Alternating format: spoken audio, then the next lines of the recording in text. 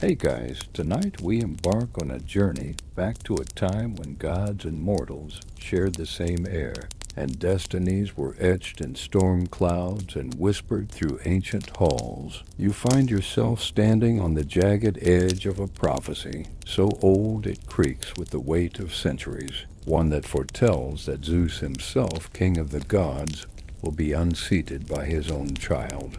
As thunder rumbles in the distance, you can almost taste the electric promise of change.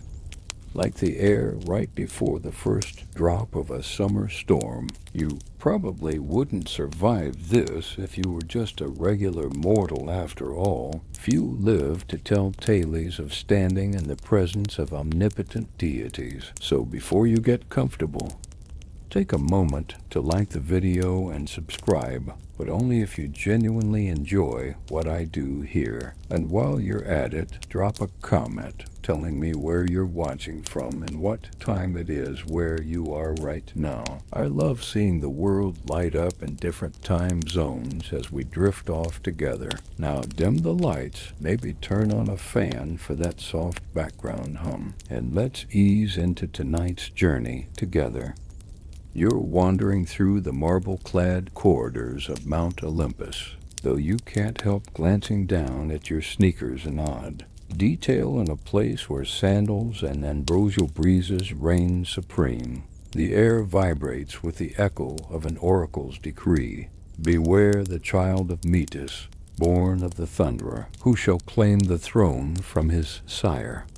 You nearly stumble over a column when you recall that the first Olympic Games, thought to have begun in 776 BC, were held to honor Zeus himself. Ironic, isn't it, that such reverence hides a darker warning about his future? Fact, prophecy is woven into the very bones of this realm. Scribed by the Pythia of Delphi, that infamous priestess who once chewed laurel leaves until her mouth went numb, channeling cryptic visions for every Greek polis, from Sparta to Athens. It's said she even predicted the scorching summer of 480 BC before the Battle of Thermopylae. Fact. And here you stand, on the cusp of word becoming flesh, fate turning on the hinge of a newborn's cry. You can almost feel the pulse of the gods' broad shoulders tense in their thrones, capes fluttering like storm clouds. Below, the mortal world waits with bated breath, olive groves swaying, fishermen peering at seas too calm to hide the undercurrent of destiny. A stray breeze carries the tang of salt and the faintest hint of honey wine, reminding you that even the divine can't resist mortal feasts. A hush settles as you approach the Hall of Prophecies, its steps worn by centuries of pilgrims. The stone walls are etched with warnings. Child of the Titaness, seated upon the head of the Storm King, wielding wisdom that could unmake empires. The letters feel alive under your fingertips, as though they pulse with the rhythm of Zeus's heart. You swallow, glancing over your shoulder for a guardian spirit, perhaps the owl of Athena, though you haven't met her yet, standing beneath a towering relief of Zeus wielding his thunderbolt. You recall an odd tidbit you once read. Ancient sculptors mixed crushed onion skins into marble dust when carving statues to repel insects. A bizarre reminder that even divine art needs practical protection. Trivia. You chuckle, picturing a marble Zeus swatting flies with his lightning bolt. Then the laughter dies in your throat as the prophecy looms over you, sharper than any blade. Lightning cracks the sky, and you feel your skin tingle with the raw power that surges through Olympus. The gods convene in their golden seats, whispers ricocheting like projectiles. You catch snatches. He swallowed Metis, no child could rival him. What if the prophecy is wrong? The uncertainty crackles alongside the storm, and so the stage is set. A father fearful of his own flesh and blood, a mother whose brilliance could rival the stars, and a prophecy that refuses to be silenced. Here, At the edge of eternity, you stand on the brink of witnessing a moment that will echo through art, architecture, and warfare for millennia to come. Think of the Parthenon in Athens, erected in the 5th century BC as a tribute to this very daughter of Zeus, proof that her birth would reshape the world in marble and gold. Fact. You take a steadying breath, feeling the ancient stones hum beneath your feet. The prophecy hangs in the air like static, and somewhere deep within Zeus's mighty skull, something begins to stir. You lean in, senses sharpen, heart pounding in rhythm with distant thunder. In the next heartbeat, the prophecy will advance from carved letters to living legend. And you, yes, you are about to witness the divine gambit that births a goddess of war, wisdom, and olive trees. You slip through a pair of massive bronze doors that creak like ancient chests opening, and immediately the air shifts around you lighter, charged with a different kind of electricity. It's here, in a pillared courtyard bathed in the soft glow of dawn, that you find Zeus and Metis standing side by side as if the world itself were holding its breath. Zeus's cloak of midnight blue starlight drapes around him, veins of lightning pulsing beneath the fabric, and beside him Metis shimmers in robes woven from the froth of ocean waves. Her presence is fluid and secretive as a hidden current. Their eyes meet in a moment that feels suspended outside of time. Zeus, the sky father whose thunderbolt once split mountains, studies Metis with a mix of awe and respect. Metis, whose name means cunning intelligence, inclines her head with a hint of playful confidence. She embodies the art of thought itself, strategy, diplomacy, and the subtleties of persuasion, all sealed within her gaze. You can almost see the gears of divine strategy turning behind her serene smile. It was written in Hesiod's Theogony that Metis was the first consort of Zeus, the one whose thoughts he prized above all proof that even the mightiest of gods knew the power of wisdom over brute force. Their union wasn't born from passion in the way mortals know it. Instead, it was a convergence of complementary strengths. Zeus's raw power needed the steady hand of Metis's counsel. The newsroom of the ancient world whispered that every thunderstorm Zeus unleashed was tempered by Metis's gentle reminder of foresight. Ensuring destruction was never senseless. You drift closer, noticing the subtle details, the faint scent of laurel leaves clinging to Metis's hair, plucked from the sacred groves of Delphi, a nod to her connection with the oracular traditions of the Pythia. You imagine that if you leaned in, you'd hear the soft rustle of scrolls hidden in her robes, each containing strategies that could sway armies or broker peace between feuding cities. It's said that the Amphictyonic League, a council of Greek tribes, once relied on whispered guidance credited to Metis before formal agreements were ever written in stone. Zeus extends a hand, and beneath his fingernails you see a trace of ambrosia, the nectar that keeps him immortal.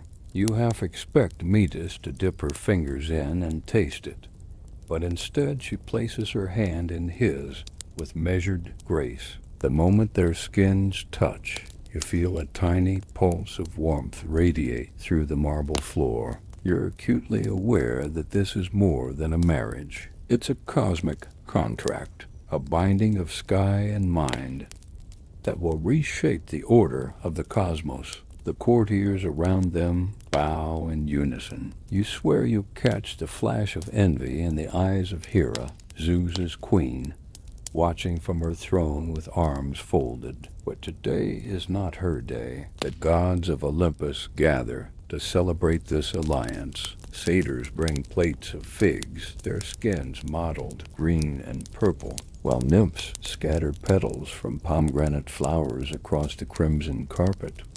The perfume of honey and thyme drifts through the air, blending with the ozone of recent lightning strikes. You reach out to touch a fallen petal smooth and cool against your fingertip, wondering how such delicate life thrives in a place bristling with divine power. Nearby, a vase holds an arrangement of what mortals call starflowers, plants that bloom only once every 7 years when Jupiter and Venus align in the sky. Legend has it that Metis herself sowed their seeds during an eclipse, ensuring they carried a fragment of her insight. As the ceremony unfolds, a chorus of immortals chants in a language older than memory, weaving a tapestry of words that bind Zeus and Metis together.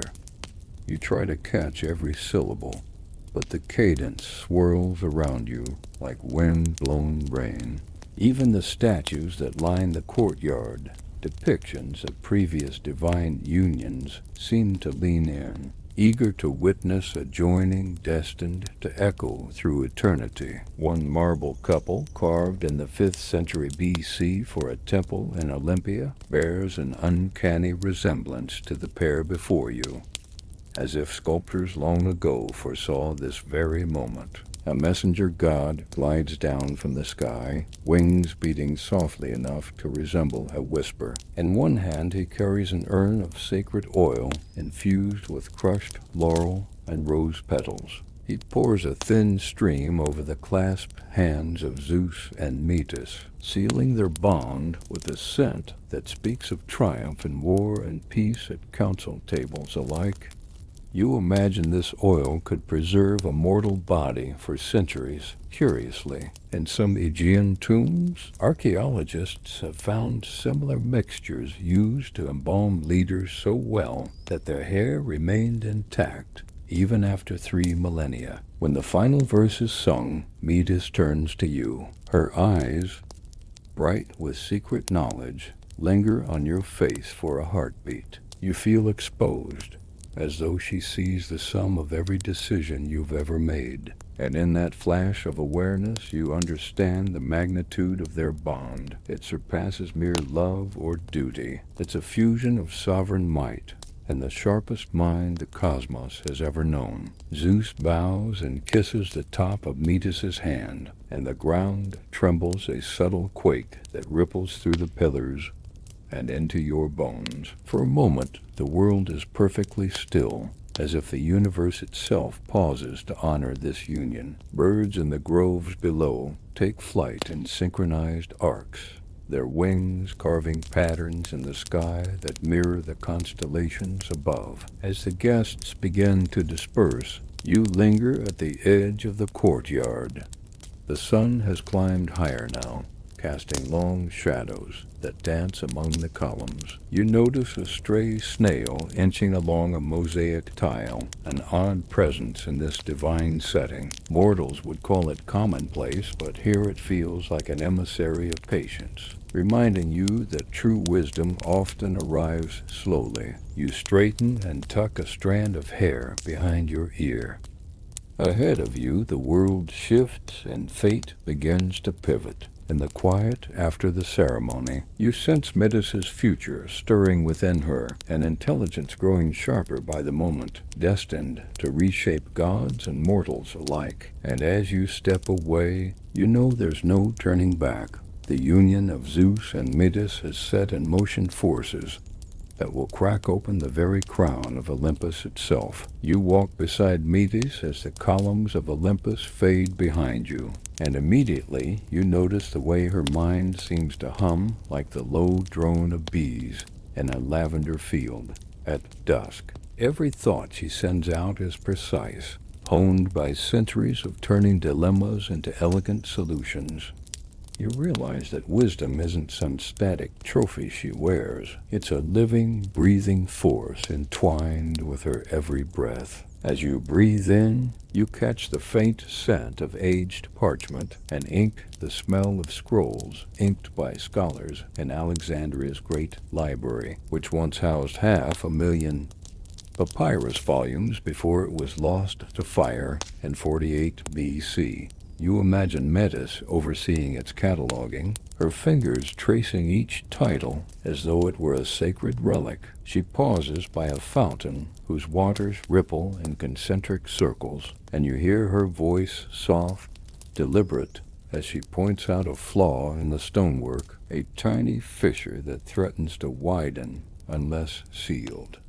You marvel that a goddess could see what countless architects missed, just as you might spot a typo in a borrowed book. It's said that when Athenians debated policy in the Agora around 600 BC, they credited Metis' spirit for the clarity of their laws. You can almost hear those crowds vox populi, rising and falling like tides, each voice striving to be heard yet guided by an unseen hand of reason. Your footsteps echo as she leads you into a peristyle garden where statues of thinkers and strategists stand in silent tribute. There's Solon, draped in heavy robes, thought to be the architect of Athens' early democratic reforms around 594 BC. You wonder if Metis whispered in his ear, urging him to balance the scales between aristocrats and commoners. Nearby, a marble bust of Thucydides seems to watch you, its carved eyes capturing the skepticism that made him one of history's first analytical historians. You lean closer to Metis and quip, "Do you think he'd fact-check my blog posts?" She arches an eyebrow, but doesn't answer, and you decide that even divine beings appreciate a little jest. The ground beneath your sandals is mosaic tiny tiles, forming patterns of interlocking gears, each one a symbol of Metis' strategic mind. You crouch to examine them, fingertips brushing dusty grout. One tile depicts a labyrinth, its pathways weaving back on themselves in endless complexity. You remember that Daedalus credited Metis' cunning for inspiring his own labyrinth designs around Crete, though he never admitted borrowing divine insight. You smile to yourself. Even the greatest mortal inventors plagiarized from the gods. Metis stops before a tranquil pool and stares at the reflection of the sky as if reading messages in the clouds. You glance into the water too and see not only your reflection, but an array of floating objects, an amphora, a broken sword, a single olive leaf drifting on the surface. She explains, voice barely above a whisper, that the pool is fed by the memory springs of the earth, where every event leaves a ripple. Through her, you glimpse a council meeting on Olympus, where she proposed alliances to prevent wars among mortals, her suggestions carving decades of peace. A soft breeze stirs, carrying rustling leaves and the distant call of a nightingale. You hear the faint chatter of advisors trailing behind you, minor deities consulting her on everything from weather patterns to matrimonial disputes. At one point, you hear a shy satyr ask for investment advice, and she gently outlines a plan for diversifying vineyards, but reminds him that alcohol markets can be volatile advice so precise it would shame a modern economist. You chuckle at the image of a satyr stressing over stock portfolios, but Metis' steady gaze reminds you that humor, like wisdom, can be a tool for connection. As you continue, you notice her fingertips glowing faintly whenever she's deep in thought. It reminds you of Aurora's glow before dawn. Intelligence radiating outward, dispelling ignorance like morning light. You slip your hand near hers, and for a moment you feel the soft pulse beneath her skin, like the soft drumming of distant rain. She doesn't flinch. You realize that her counsel isn't just about ideas, but about comforting confidence, a steadying hand in the chaos of uncertainty. Suddenly she stops at an alcove where jars of herbs and oils line the walls. She reaches for a vial labeled mandrake essence, and inhales deeply. You wrinkle your nose. Mandrake is known to induce hallucinations in mortals if used carelessly, but she smiles and explains that certain deities once used it to sharpen creative vision. Mortals feared the shrieking root, but she sees potential in its patient fermentation, much like ideas that need time to mature before they bear fruit. You ask if she ever tires of thinking, of holding so much knowledge at once. She closes her eyes and tilts her head back, sunbeams dancing on her hair. Wisdom is a companion, she says, not a burden. You watch a drop of oil fall from the mandrake vial into her palm. It glimmers like liquid gold. She offers you a drop on your tongue. The taste is earthy, faintly sweet, as if the sweat of centuries were distilled into a single sensation.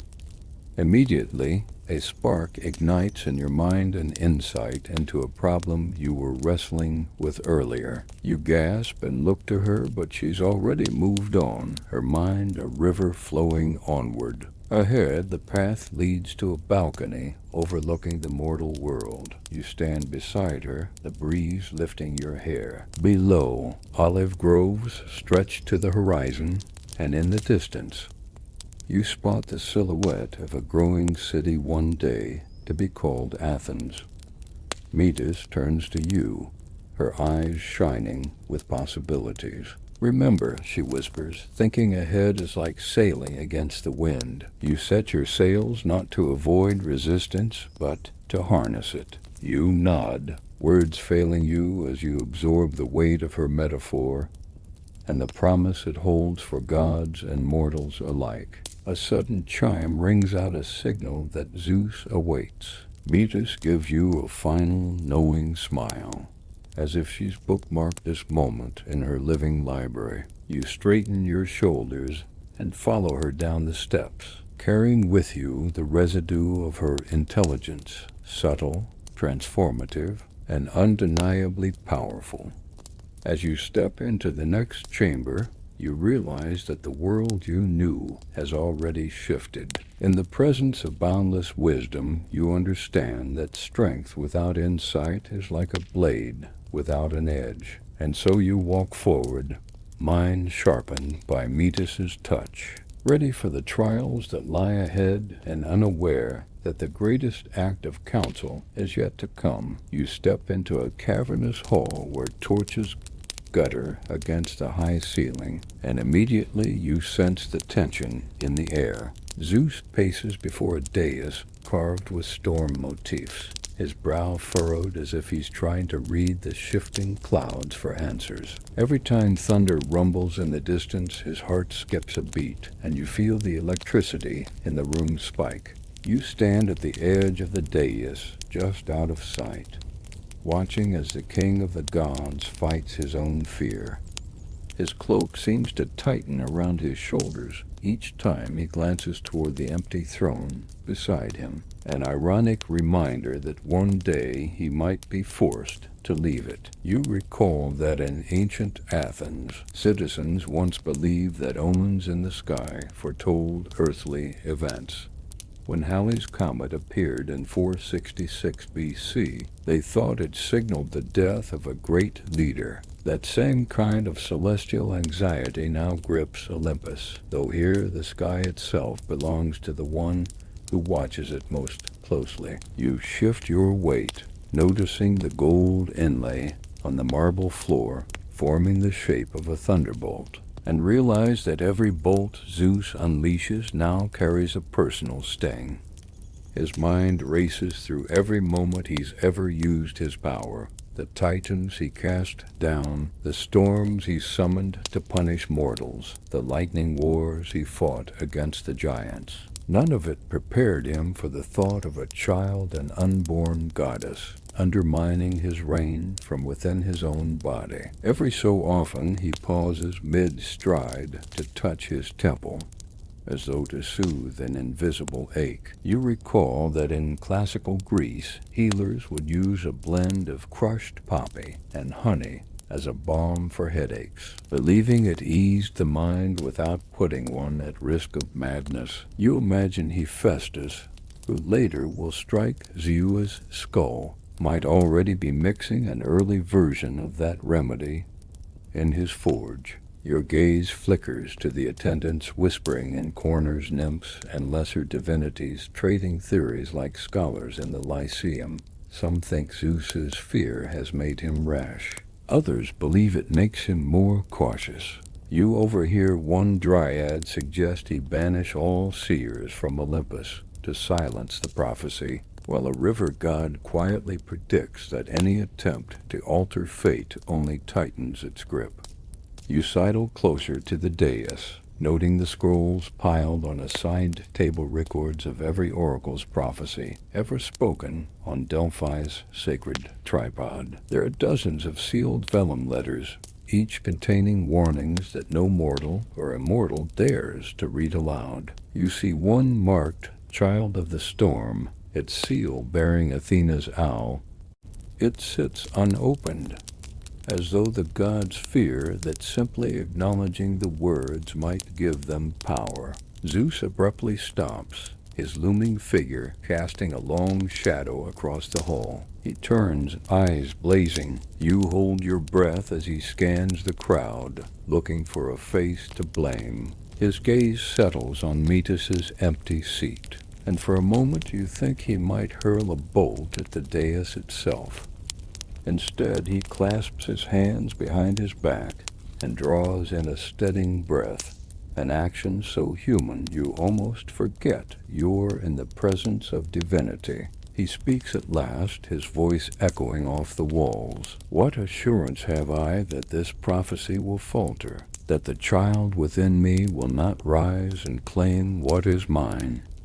The words reverberate, and you notice nods and frowns among the assembly. Some gods glance at each other nervously. Others stare at Zeus, waiting to see if his authority will crack under the pressure of paternal dread. A hush falls as Zeus strides to the table, breaking the seal on the vellum marked Child of the Storm. He unrolls it with deliberate care and scans the archaic script. His jaw tightens with each line, and you see his knuckles whiten as he grips the scroll. He reads of a child born not of mortal womb, who will wield wisdom and war in equal measure, whose birth will shake Olympus and whose intellect will carve new realms.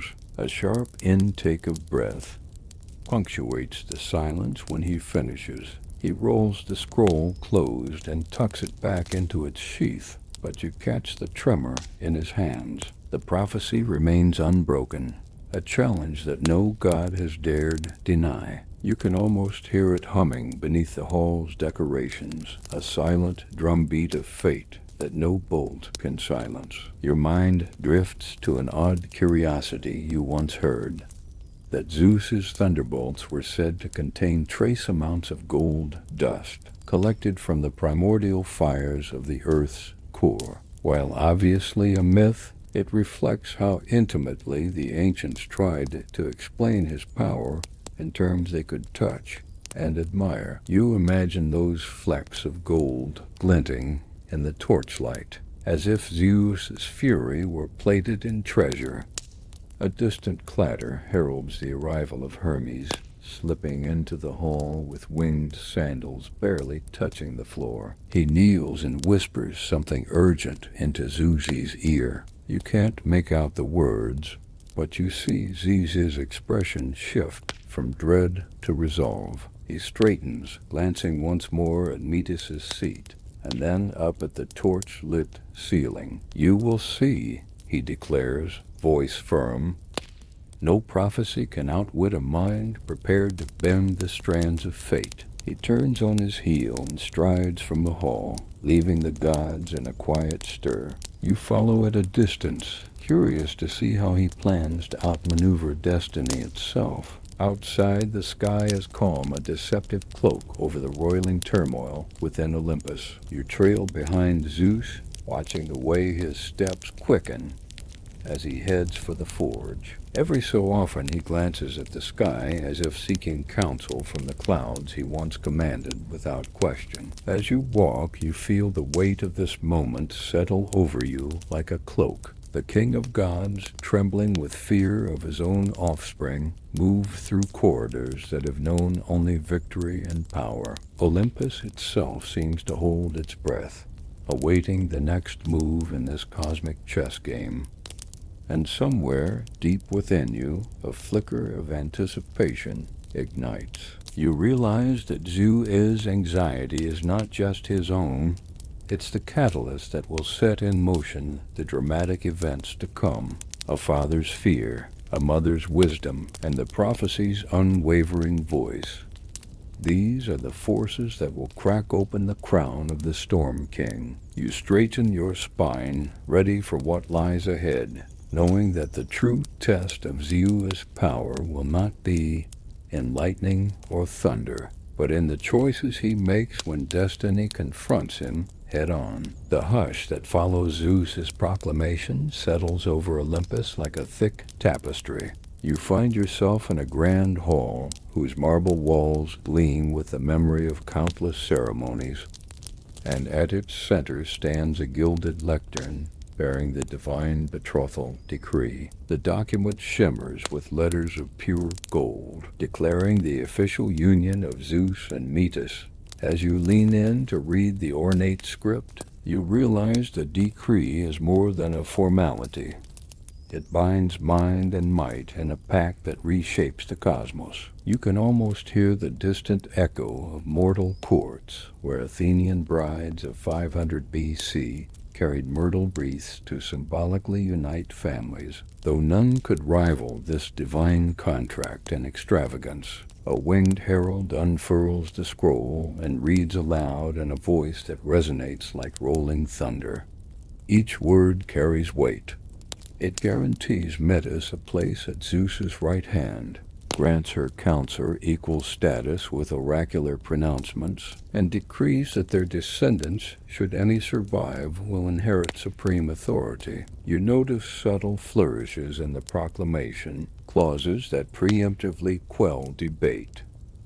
No god or goddess may question the union's legitimacy, and any attempt to do so is punishable by banishment to Tartarus. Even Hermes, ever the prankster, refrains from smirking as he takes note of the penalty for teasing the bride. As the decree is sealed with a blob of molten amber, courtiers step forward bearing ceremonial cups of honeyed wine. You raise yours in a silent toast.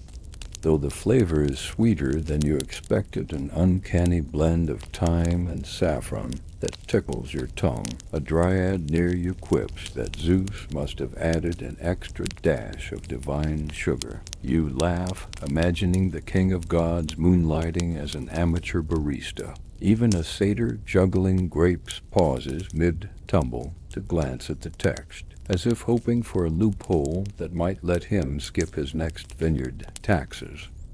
The uneasy calm after such a grand declaration is almost palpable. Beneath the fanfare, alliances shift like sand under a restless tide. You catch Hera's gaze cool and distant, though she makes no move to protest. Nearby, Hephaestus clenches his hammer handle a little tighter, as though the betrothal introduces a new variable in his forge's temperature.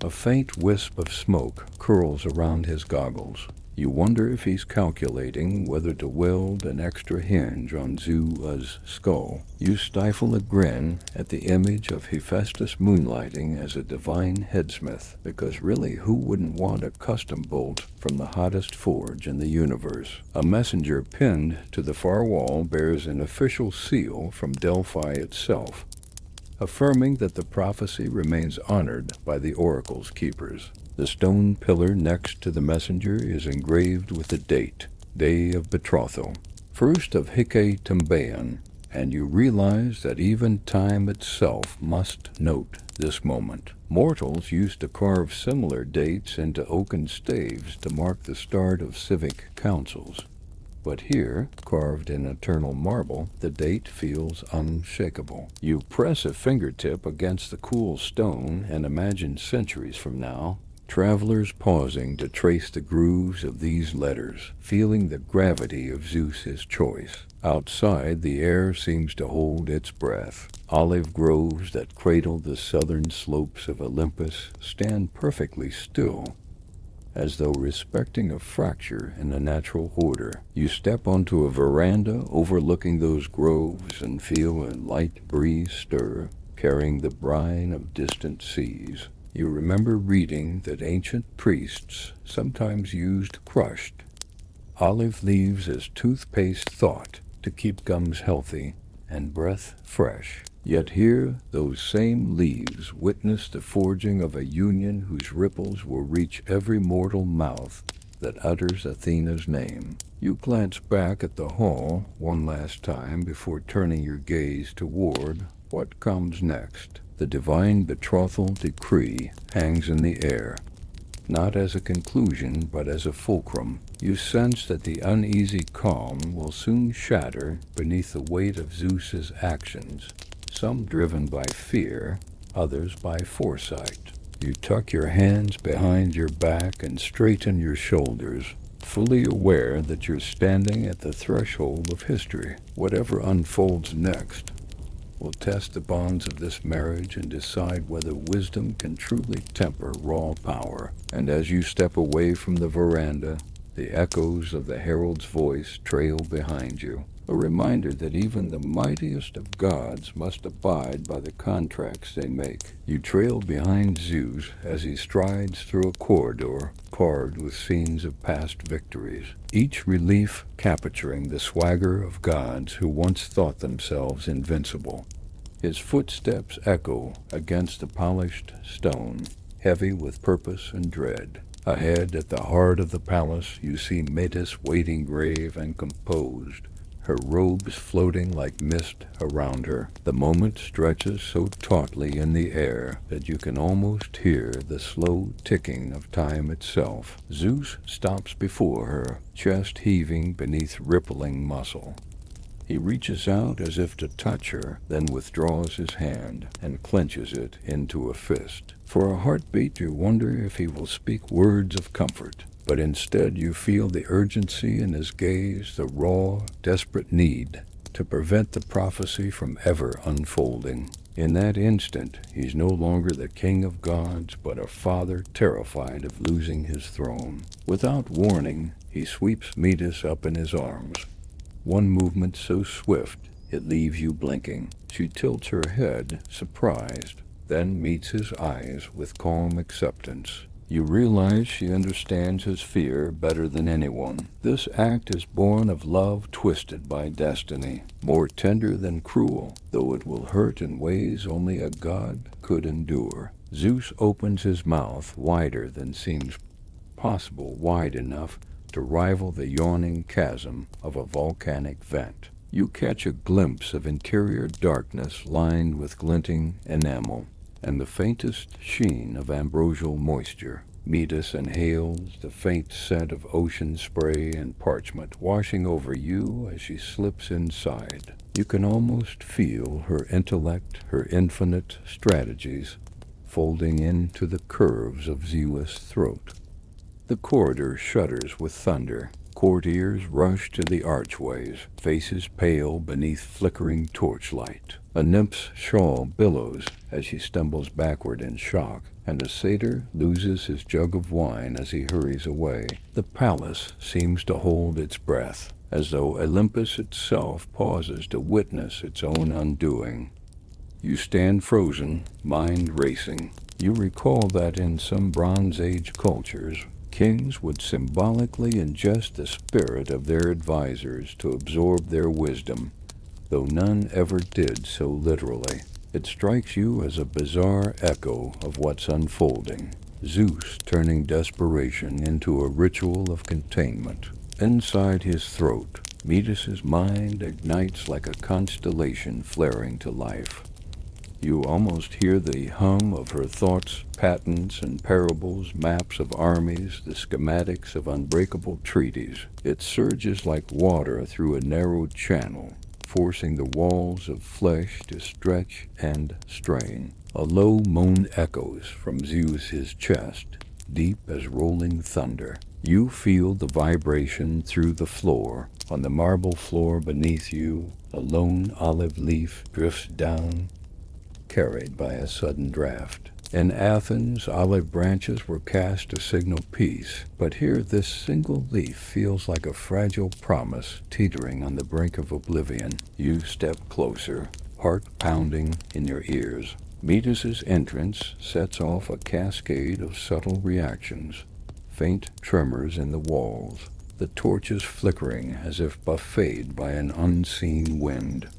You sense the raw power coiling in Zeus's belly power, tempered by mind, yet so large it threatens to crush reason itself. His face contorts between pain and resolve, and for a moment you glimpse the god beneath the facade, vulnerable, human, fearing the future he cannot write. A whisper ripples through the bystanders, half gasp, half prayer. They hold their breath as Zeus swallows. Then his eyes roll back, and he staggers, one hand braced against a pillar. You rush forward, but a wave of golden light pulses from his chest, and you're forced back by its warmth. In that glow you sense Medus's spirit forging a new chamber within him, a hidden vault where wisdom and strategy will grow until they're ready to emerge. Zeus's breathing comes in ragged bursts. You slide to your knees beside him, reaching for his arm. His skin feels hot, like sun-warmed copper. He eyes you, nods, then steadies himself on trembling legs. The corridor remains silent, the only sound the distant drip of water from a bronze spout. As he straightens, the heat in the hall dissipates. The torches settle, and the palace resumes its slow rhythm, as though the gods have decided this moment need not append reality. Zeus presses a hand to his brow, wiping sweat. You think of healers using mixtures of honey and poppy to soothe mortal fevers and wonder what remedy might calm a god's inner turmoil. Medus's voice, soft and resonant, echoes from somewhere deep inside him. You can't place its source, but you feel her presence like a gentle pressure behind your sternum. She speaks in words you can't fully discern, but each syllable seems to align your thoughts more clearly. Her counsel is now woven into Zeus's being, invisible yet unbreakable. Zeus steps away from the pillar and calls for Hephaestus with a voice huskier than thunder after a storm. The smith god arrives, goggles perched on his forehead, and hammer clutched in calloused hands. He pauses, eyeing Zeus's head, as if he's assessed a cracked vault that needs reinforcing. An ember in the forge flares to life, casting dancing shadows on the walls. Hephaestus takes a measured breath, then positions his anvil beneath the vault of Zeus's skull. You watch as he lifts the hammer, each lift a careful negotiation between force and precision.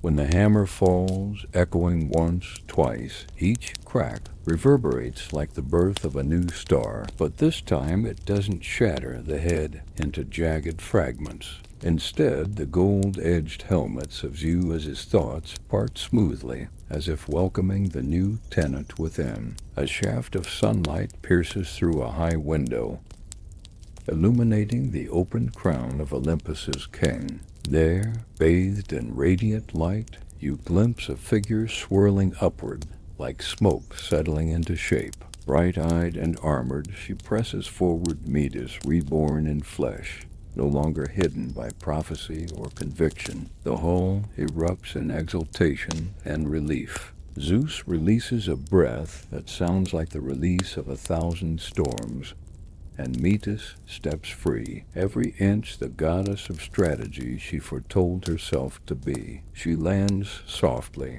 gaze sweeping the assembly.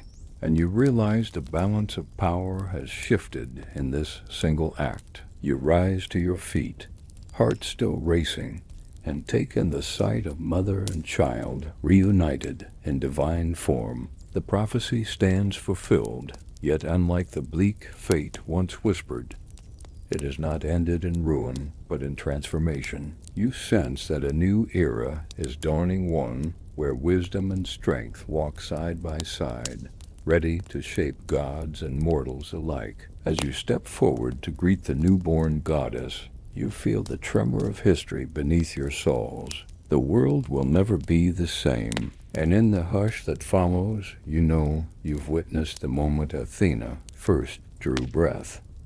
You step into the Hall of Echoes, a vast chamber whose walls are lined with towering reliefs of past Olympian councils. Immediately, you sense the air densely charged, not with lightning this time, but with uncertainty. The gods, once so poised and unflappable, swarm in clusters, voices hushed, yet urgent. You thread your way between Hera, Apollo, and Demeter, each draped in royal robes, their expressions unreadable masks of concern. Everywhere you look, divinities who once stood shoulder to shoulder now lean in, close, whispering fears that spread faster than a wildfire in dry grass. You overhear Apollo murmuring to Artemis that the very essence of Olympus has shifted, and Demeter's hand tightens on her cornucopia, as if to steady herself against the tremor of change. Even Dionysus, ever given to exuberance, is uncharacteristically subdued,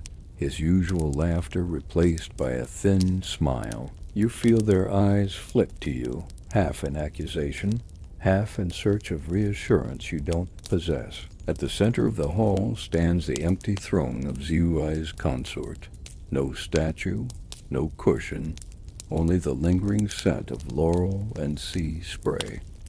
You remember that in 8th century BC Athens, the Council of the Areopagus held sway over matters of state, guided by traditions handed down from mythical ages. That sense of order now seems fragile here, teetering on the brink of collapse. If a mortal council could be undone by a few dissenters, how much more precarious is the unity of gods bound together by ancient pacts and pride. A sudden clatter echoes as Athena's owl appears, swooping low before perching on a sunbeam that pierces the ceiling. The flicker of its great eyes seems to carry questions and admonishments all at once. Whispers follow in its wake. What becomes of Olympus now? Can the king still rule when he carries a rival within? Will strategy birth loyalty, or will fear seed rebellion? You press your palm to a nearby column to steady yourself, feeling the grooves of countless decisions carved into its surface. You drift toward the side alcove where Hephaestus stands, hammer slung over his shoulder, gaze fixed on the empty throne.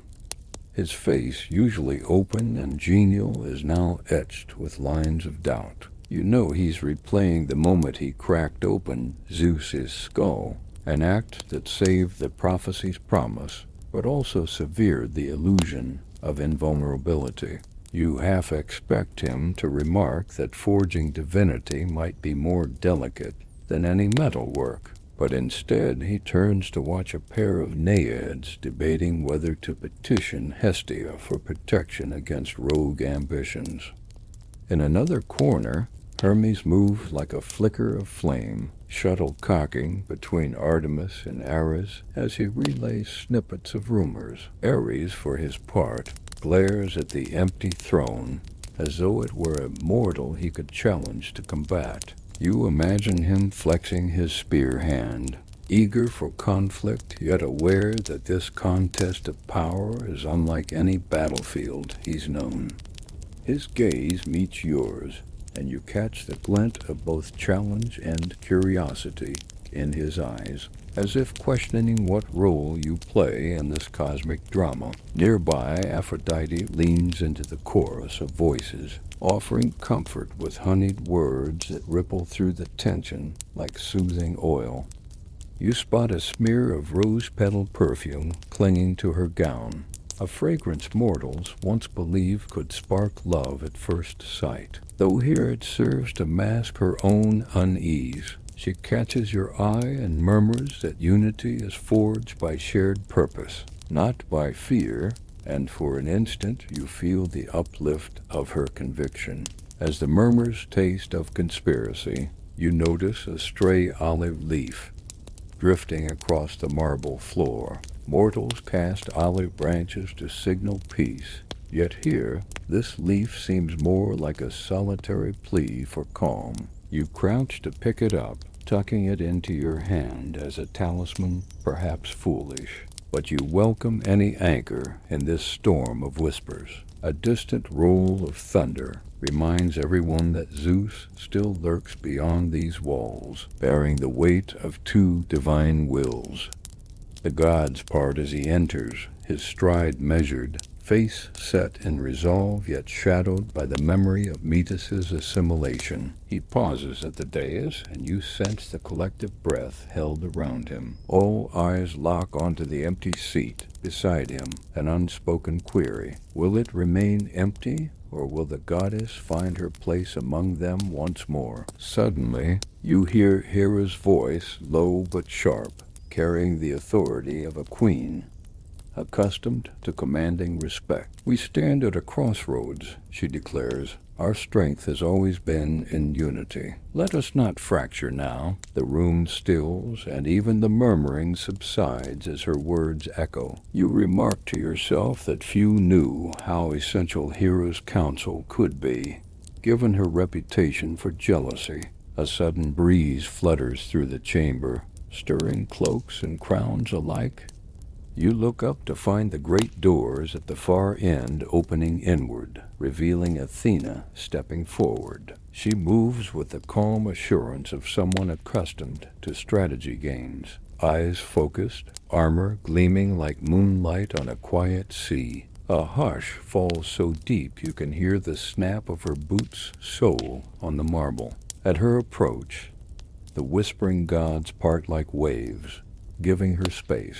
You stand beside Hephaestus, feeling the warmth of the forge god's gaze. As Athena takes her place on the vacant throne, the hall seems to steady, as though the very architecture leans toward her. She lifts a hand, and the ripple of her presence quiets the last of the doubts. You feel the tension ease, replaced by a curious optimism. Athena speaks then, her voice carrying both the edge of a blade and the caress of lullaby. Fear births rash decisions. Wisdom demands pause. She pauses, scanning the assembly. Let us honor the prophecy not as threat, but as promise. A murmur of assent rises, and you catch the light returning to Apollo's eyes, the seesaw of Demeter's expression, balancing toward hope. You release the olive leaf into your pocket, a small weight of peace against your thigh. Watching the gods exchange nods, you realize that turmoil has given way to a tentative harmony. The birth of Athena has cracked Zeus's crown, yes, but it has also forced the pantheon to confront its fears, to realign the bonds that held them together. As the assembly disperses, you linger a moment by the throne, tracing the carved grooves where no name is inscribed. In that blankness, you sense infinite possibility, a space waiting to be filled not by fear, but by shared purpose. You step away, the voices of gods now more cadence than chaos, and you know that Olympus has changed forever. The shock remains, but beneath it lies the kernel of unity that only wisdom can sow. You move toward the exit, ready to follow the unfolding story. In the hush of the Hall of Echoes, you carry with you the understanding that even among immortals, destiny's ripples can either crash or carry us, depending on the choices made in that fragile moment of newborn promise. You find yourself standing just outside the great hall, where the air feels charged in a different way, less with the crackle of thunder, and more like the deep hum of a hidden engine slowly coming to life. The storm inside Olympus has settled, but something else is brewing. You look up toward Zeus's throne room, where shadows flicker behind the towering columns. It's as if the very atmosphere is thick with anticipation, the quiet before a tidal wave. As you lean against a cool marble balustrade, you notice the delicate flutter of Athena's owl circling above, silent and watchful. The bird's large eyes reflect the fading light, and you can't help but think that it's not just a companion, but a guardian, a sentinel perched on the edge of something monumental. The owl's silent flight reminds you of how this creature was long believed by mortals to carry the wisdom of the night, capable of seeing what others could not. It feels fitting that it arrives now as the calm eye in the storm of Olympus's upheaval. A faint wind picks up, carrying the scent of freshly turned earth and crushed olive leaves. You close your eyes and inhale deeply, the smells grounding you in the present moment, even as your mind races toward what lies ahead. The quiet around you is deceptive. Beneath the stillness, you sense the stirring of change like the first tremors before an earthquake, subtle but inevitable. Suddenly, a distant rumble echoes through the valley below, not thunder but the rhythmic pounding of hooves. You turn to see a procession approaching from the mortal realm, a caravan of chariots and riders bearing gifts and offerings, their banners snapping in the breeze. They are pilgrims drawn by word of the new goddess who has entered the world. Their presence bridges the divine and mortal, a living testament to the power Athena will hold. As they reach the gates of Olympus, the guards, usually stern and unyielding, allow the procession through without hesitation. You catch a glimpse of the expressions on the faces of the mortals, wide-eyed and awestruck, some clutching olive branches or intricately woven wreaths. You realize that in their eyes, Athena is already a beacon of hope, a symbol of wisdom and protection in uncertain times. The pilgrims ascend the marble steps, their footsteps echoing off the carved reliefs of ancient battles and divine councils. You walk alongside them, feeling the weight of history pressed down, yet also the lightness of new beginnings. Somewhere within you, a quiet excitement stirs the sense that you are witnessing the birth of a legacy that will ripple through the centuries. Your thoughts drift to the traditions that will grow from this moment. The olive tree, sacred to Athena, will become a symbol of peace and prosperity for the city that will one day bear her name. You imagine farmers planting groves beneath the Mediterranean sun, children playing under their shade, and merchants trading olive oil that will be prized across the known world. It's a legacy rooted in earth and toil, yet reaching for the stars. Above you, the owl glides silently, its wings casting fleeting shadows across the marble. Its presence is a reminder that wisdom is both vigilant and patient, watching over those who seek knowledge and guiding those brave enough to walk the path of understanding. As the procession reaches the heart of Olympus, you step back and watch Athena emerge to greet her first mortal worshippers. She stands tall, armored, and radiant, her gaze steady and kind. The pilgrims bow in reverence, offering their gifts and prayers. You feel a sense of calm settle over the gathering, as if the goddess's presence itself weaves a protective thread through the crowd. You exhale slowly, the tension that had coiled in your chest loosening. The story of Athena's birth is no longer just a tale of prophecy and fear. It has blossomed into a living narrative of hope, resilience, and the unbreakable bond between gods and mortals. You turn away from the scene, knowing the journey is far from over.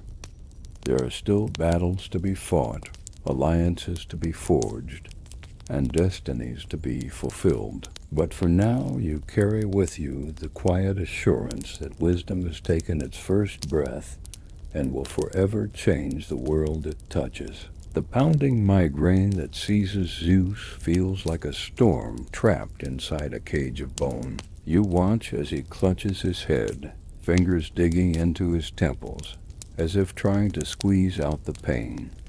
The heavens above Olympus respond with distant rumbles, a sympathetic echo to the turmoil within. It's a rare sight, this god, whose power once commanded thunder and lightning with casual ease, now humbled by a suffering so raw it makes the immortal tremble. You remember stories whispered among mortals about the oracle of Didana, where priests interpreted the rustling of oak leaves as messages from the gods. You wonder if Zeus feels those whispers now, the forest's breath reminding him that even divine strength has limits. His breath comes in ragged gasps, eyes clenched tight against the pounding pulse that seems intent on fracturing his mind. In the marble chamber where he stands, the flicker of torchlight casts dancing shadows that flicker like flames caught in a breeze.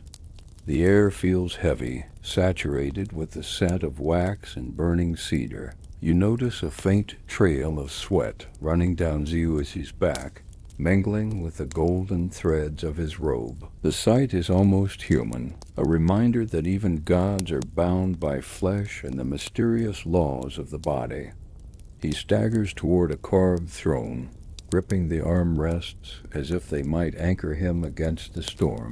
You catch a glimpse of the sculpted eagle on the throne's back, its wings spread wide as if to shield the king of Olympus from the tempest within. But the pain is relentless, and Zeus bows his head, his body trembling with the effort to endure. Suddenly the room fills with a low, almost inaudible hum, an ancient vibration that seems to resonate from the core of the earth itself. You realize it's the first sign of something stirring beneath the surface, a power that refuses to be contained. The migraine's intensity shifts, and you see Zeus' jaw tighten, his knuckles whitening as he grits his teeth. You step closer, compelled by a mix of fear and fascination. A single drop of sweat falls from his brow, catching the torchlight and glinting like a tiny star before it splashes onto the marble floor. You kneel to trace the path of the droplet, feeling the coolness where it pooled. The moment feels sacred, a physical mark of the immense internal battle raging within the king of gods. A sudden shift in the air draws your gaze upward. From the shadows, Hephaestus disappears, his forge-worn hands clasping a finely crafted hammer that gleams with divine fire. His expression is unreadable, a blend of concentration and quiet sympathy. You can tell he understands the gravity of what is about to happen. The balance between healing and harm hangs in the balance. Zeus looks up, meeting Hephaestus's gaze with a mix of relief and resignation. There's a silent agreement, an unspoken trust that the smith's strike will bring not destruction but release. Hephaestus lifts his hammer slowly, every movement deliberate, every breath measured as if performing a sacred ritual. The hammer falls, striking the crown of Zeus's head with a sound like the crack of dawn splitting night. The shock waves ripple through the chamber, and for a moment everything holds its breath. Then, slowly, a fissure opens in the god's skull, a golden seam glowing with inner light. From this radiant fracture, you sense a force emerging, powerful, unyielding, and poised to claim its place in the cosmos. It is the moment where prophecy takes shape, where the pain of the king becomes the birth pangs of a new era. You watch, breathless, as the migraine's fury fades, replaced by a profound calm. Zeus straightens, the burden within eased but not gone, and you know that what has been unleashed will forever change Olympus and the world below. The golden light pulses once more, and through it, A figure begins to form clad in armor that gleams like freshly forged steel, eyes bright with sharp intelligence and quiet determination.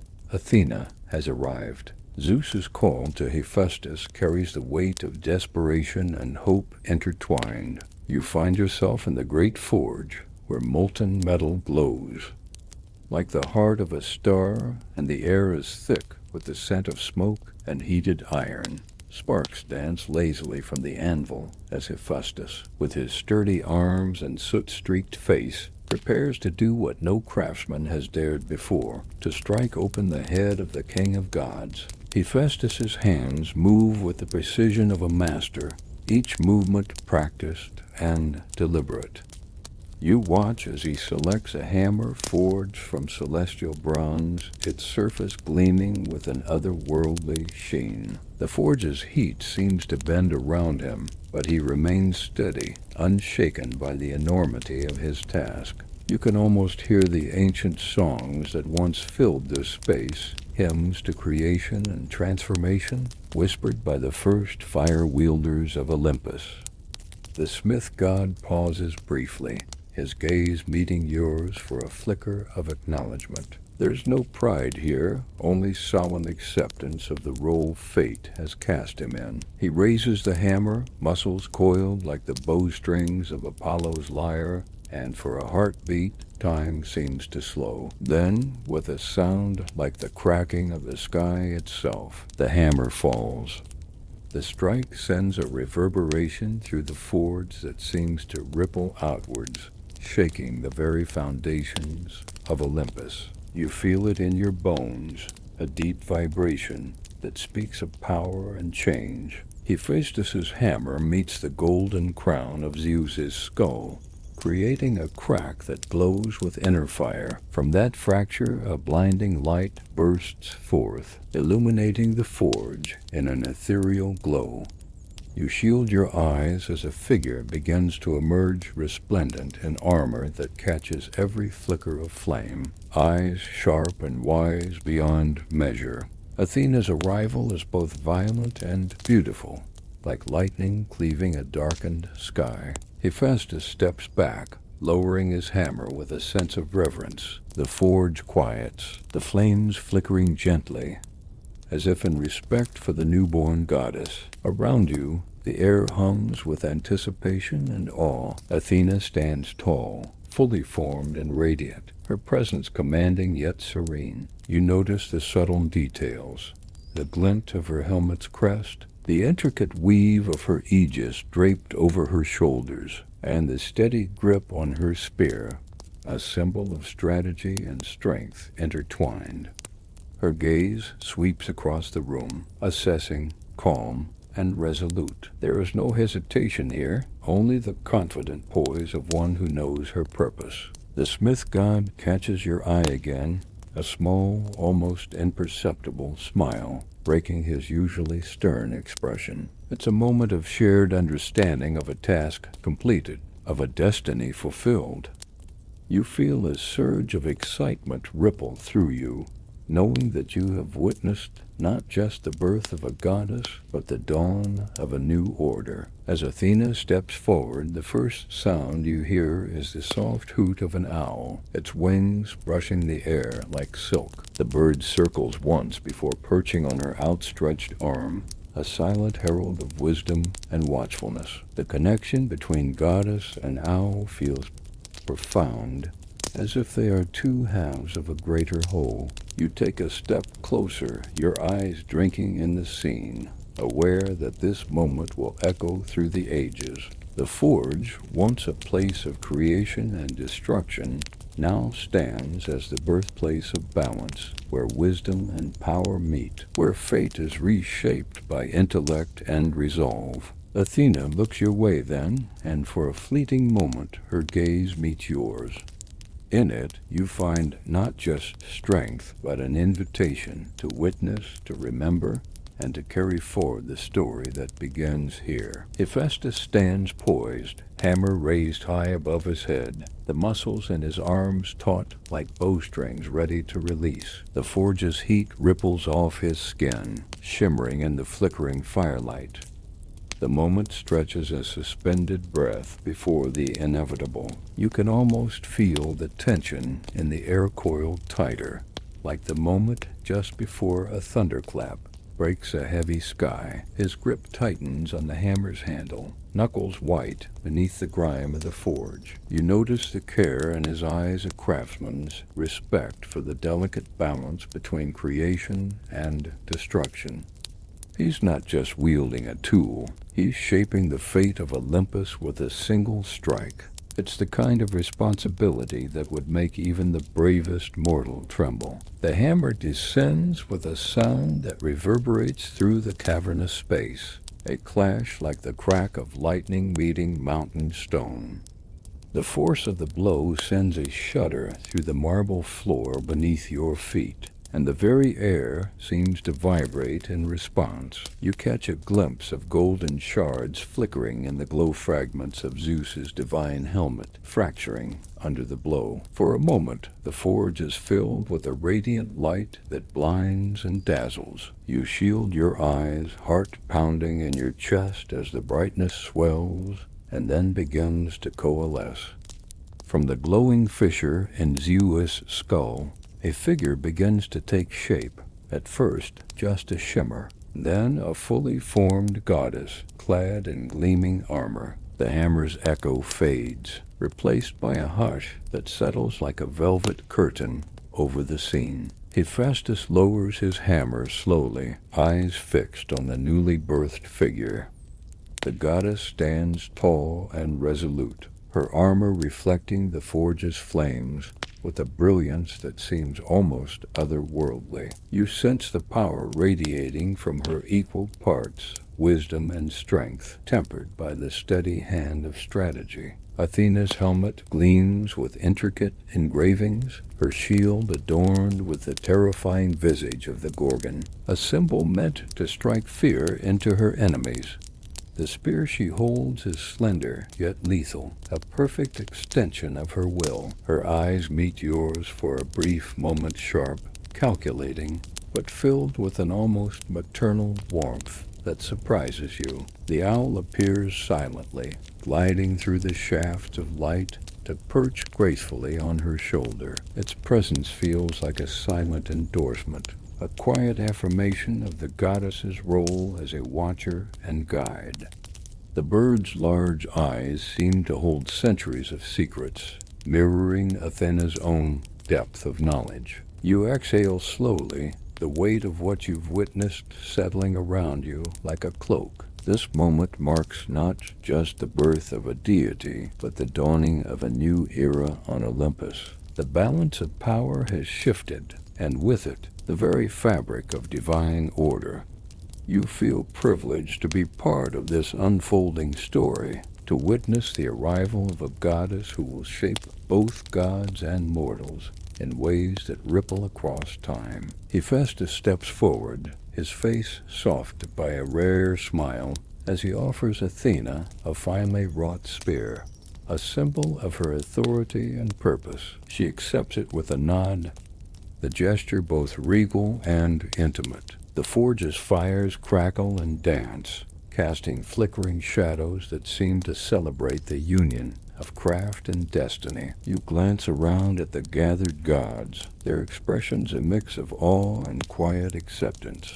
The moment feels like a turning point, a new chapter written not in stone, but in the hearts and minds of Olympus's inhabitants. And as you stand there, surrounded by immortal presence, you realize that the story you've been drawn into is just beginning. The golden helmet that once encased Zeus's thoughts now lies fractured, its shimmering pieces scattered across the polished floor like shards of sunlight. You watch as the fragments catch the glow of the forge's embers, sparkling like stars fallen from the heavens. The crack in the crown isn't jagged or violent. It's a deliberate opening, a carefully carved passageway through which new light can enter Olympus. From this rupture, a quiet energy radiates, pulsing softly at first, then growing steadily, like the first hints of dawn chasing away night's shadow. The air thickens with the scent of heated bronze and fresh olive branches, mingling in a fragrance that feels both ancient and new. It's as if the very fabric of reality is being rewoven, thread by golden thread. You notice the way the assembled gods lean toward the light, their faces illuminated in a mix of awe and uncertainty. The crack in Zeus's crown is more than a physical break. It's a symbol of transformation, a herald of change that ripples through the divine assembly. The air hums with the promise of renewal, tempered by the weight of consequences yet unseen. As the light intensifies, the form of Athena becomes clearer, her armor gleaming with intricate patterns that tell stories of battles fought and wisdom won. Her presence is both commanding and calming, a perfect balance of the warrior and the scholar. She steps forward, the sound of her footsteps echoing like a heartbeat in the great hall. The owl flutters from her shoulder, its wings stirring the air as it circles once before settling on a nearby pillar. Its gaze sweeps the room, silent and watchful, as if scanning for unseen threats or opportunities. You feel the bird's vigilance resonate with Athena's own, a silent partnership forged in the crucible of her birth. Athena's eyes meet those of Zeus, and in that gaze you see an unspoken understanding. The king of gods, once burdened by fear and prophecy, now stands beside a goddess born not just of flesh, but of purpose. Their bond is renewed, stronger and more complex a fusion of power and wisdom that will shape the future of Olympus. Around you, the gods begin to stir, murmurs rising as they contemplate the new order. Some nod in approval, others exchange wary glances, but all are aware that a shift has occurred. The delicate balance of authority has been recalibrated, and the ripple effects will touch every corner of the mortal and immortal worlds. You feel a surge of pride and anticipation as Athena raises her spear, the tip catching the light like a beacon. Her voice rings out, clear and resolute, filling the hall with a promise to protect, to guide, and to wield wisdom as both shield and sword. The gods fall silent, listening, as if hearing the very heartbeat of Olympus itself.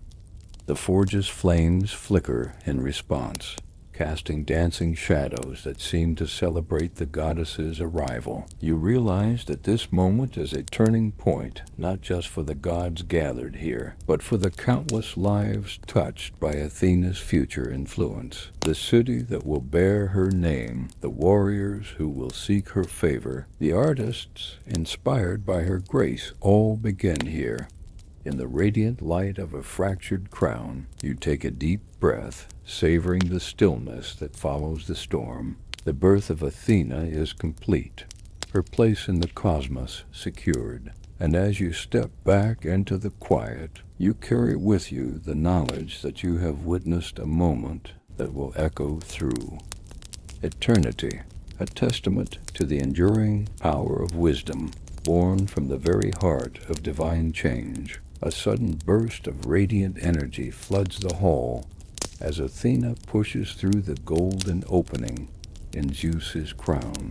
It's like watching the sun break through a storm, brilliant and unstoppable. Light dances along her armor, casting patterns that ripple across the marble walls like waves on a tranquil sea. You feel warmth on your skin, a gentle reminder that this is no ordinary birth. It's a divine awakening. She steps fully into the chamber, each movement fluid, yet purposeful. Her gaze sweeps across the assembly, sharp as a hawk's and calm as a still lake. You notice the way her armor gleams with the intricate designs of olive branches and owls, symbols that mark her as a goddess of wisdom and war. The spear in her hand catches the light, a slender beacon pointing toward a future only she can shape. The air around her crackles softly with unspoken power, a silent declaration that the balance of Olympus has shifted irrevocably. You sense the attention of every god and goddess in the room,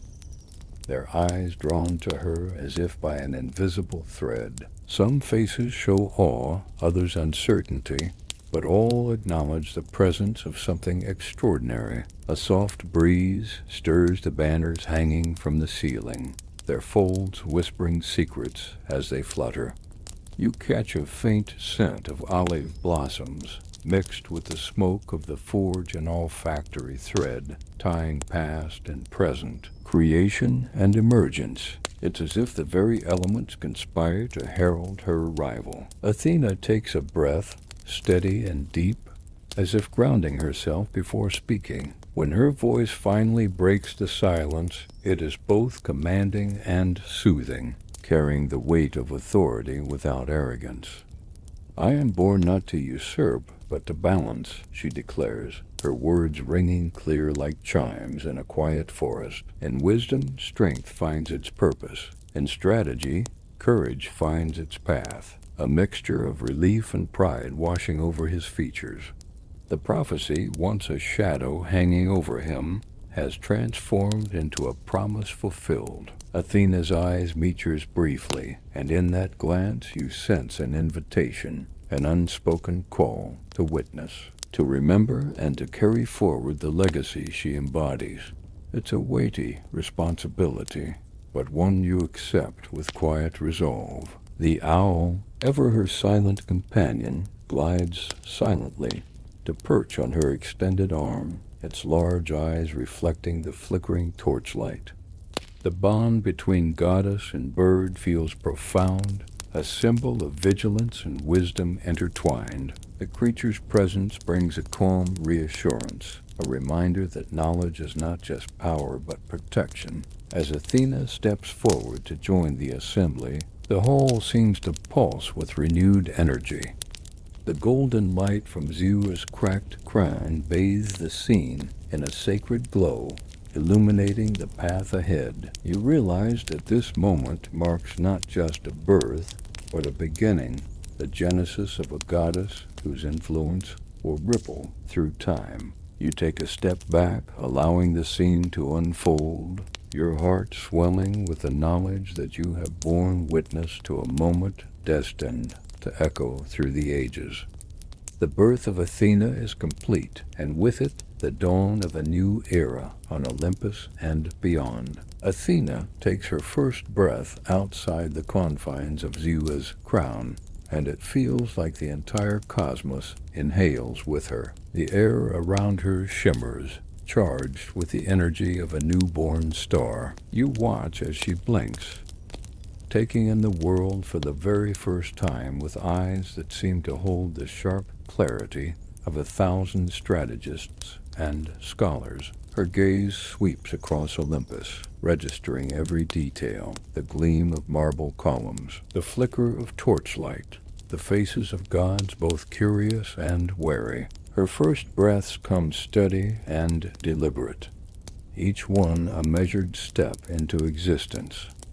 There's a gravity to her presence, a silent assertion that she is not merely born, but arrived with purpose, with power, and with wisdom beyond her years. You can almost hear the whisper of ancient olive leaves rustling in the distance, a natural hymn that seems to celebrate her arrival. You notice how the muscles in her shoulders set as she adjusts to standing fully formed. Her armor glints an elegant blend of strength and artistry. Etched with symbols of the owl and olive tree, her eternal companions, her hands flex, one resting briefly on the shaft of her spear, steadying herself as if preparing for the weight of destiny itself. Around you, the air seems to pulse softly, as if the heartbeat of Olympus has synchronized with hers. The gods watch in silence, their expressions ranging from awe to guarded admiration. Even Hera's usual composure falters as she regards the goddess born not of mortal womb, but of divine intellect. Athena's lips part, and though her voice does not yet carry words, you feel a resonance, a kind of silent communication that transcends speech. It is as if she speaks directly to the essence of wisdom and strategy, drawing from a wellspring of knowledge that will shape her role among gods and mortals alike.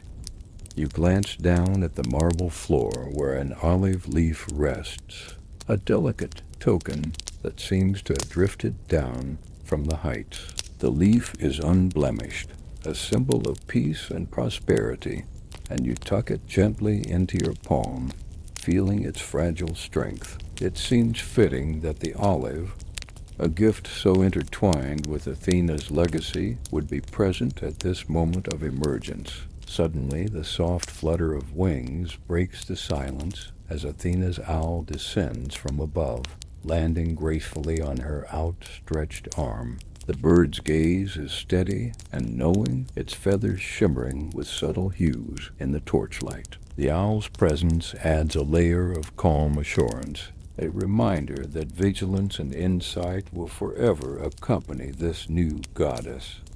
You watch as Athena takes a tentative step forward, her movements measured yet confident. Each step carries the weight of promise, the promise that she will bring balance to chaos, wisdom to war, and clarity to confusion.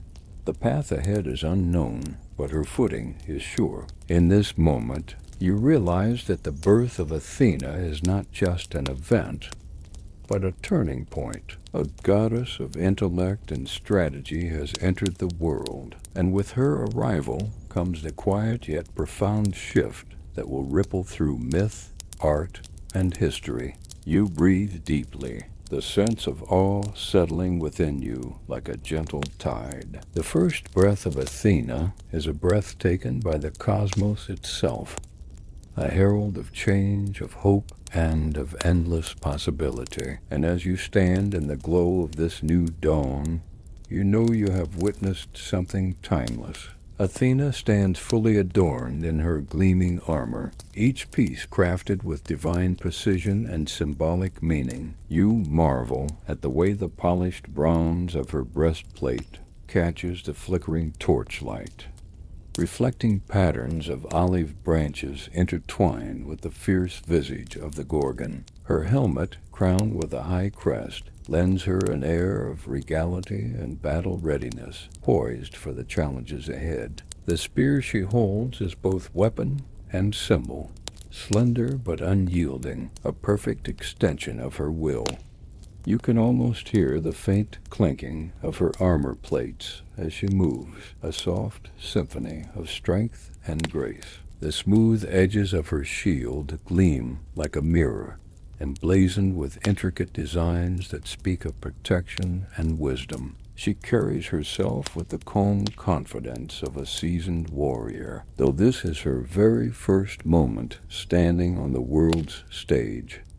The hall seems to pulse with her presence, as if the very stones beneath your feet acknowledge the arrival of a goddess who embodies both mind and might. The murmurs among the gods swell into a collective sense of awe. You notice Zeus's gaze fixed on her with a mixture of pride and relief, as if the weight of prophecy has finally found its resolution in this armored figure.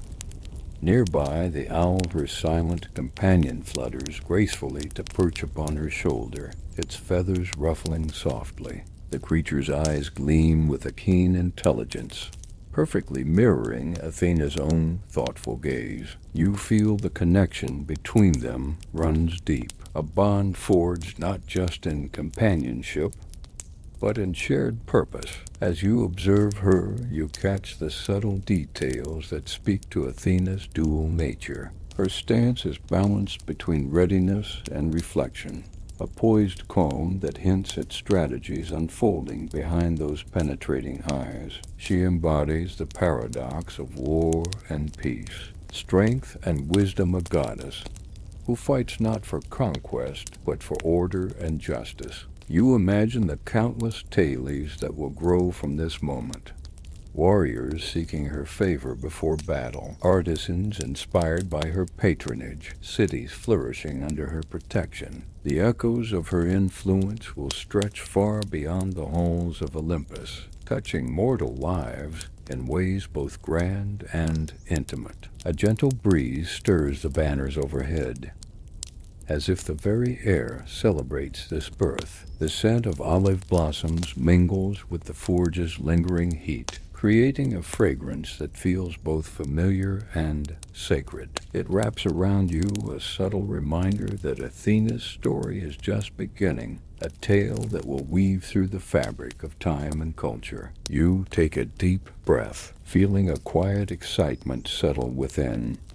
The goddess before you is a beacon of intellect and courage, poised to carve a new path through the chaos of both gods and mortals. And as you stand there, immersed in the glow of her presence, you realize you are witnessing the dawn of a legend that will never fade. The owl arrives silently, gliding through the golden shafts of light that stream into the hall. Its wings beat with quiet grace, each motion deliberate and controlled, as if it carries the weight of wisdom itself on its feathers. You watch as it circles once, then twice, before settling softly on Athena's outstretched arm. The connection between goddess and bird is immediate and profound, a living emblem of insight and vigilance. The bird's eyes, large and unblinking, seem to hold 1,000 unspoken truths, reflecting the flickering torchlight like twin orbs of polished jet. You sense that the owl is more than just a companion. It is an extension of Athena's own mind, a guardian spirit attuned to the unseen currents of thought and strategy. Its presence brings a calm, steady energy that fills the room with a quiet reverence.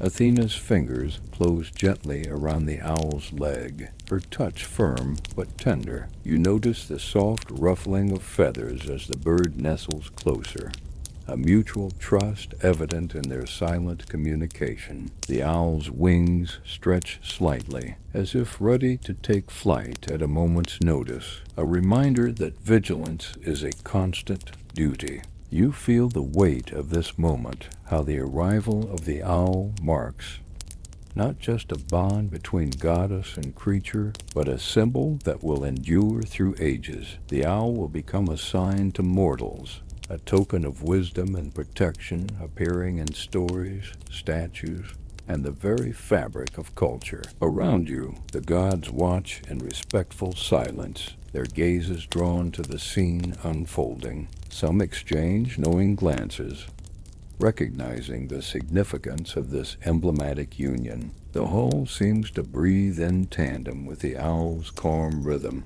the air thick with the promise of insight and guidance. You take a step closer, feeling a quiet hum of energy rising from the ground. The owl's feathers shimmer subtly, catching glints of light like delicate scales on a dragonfly's wing. Its beak parts slightly, a soft, almost imperceptible call escaping into the stillness.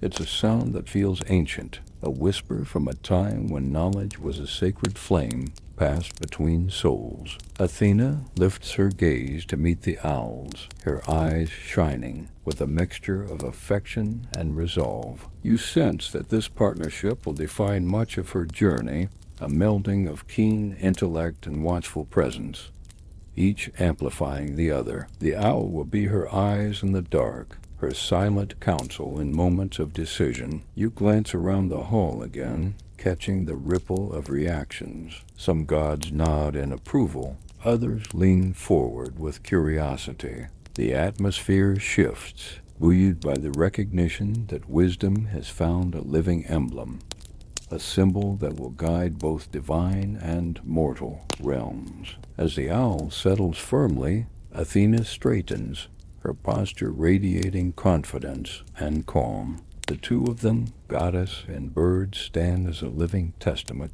to the power of insight, vigilance, and the quiet strength found in watchfulness. You feel privileged to witness this union, knowing it will echo in stories told by firesides and inscribed on temple walls for generations to come. You breathe deeply, savoring the moment before moving on. The owl's presence lingers like a gentle pulse in the room, a constant reminder that wisdom is not just knowledge, but a vigilant, living force. You step alongside Athena as she moves gracefully through the grand halls of Olympus, her armor clicking softly against the polished marble floor.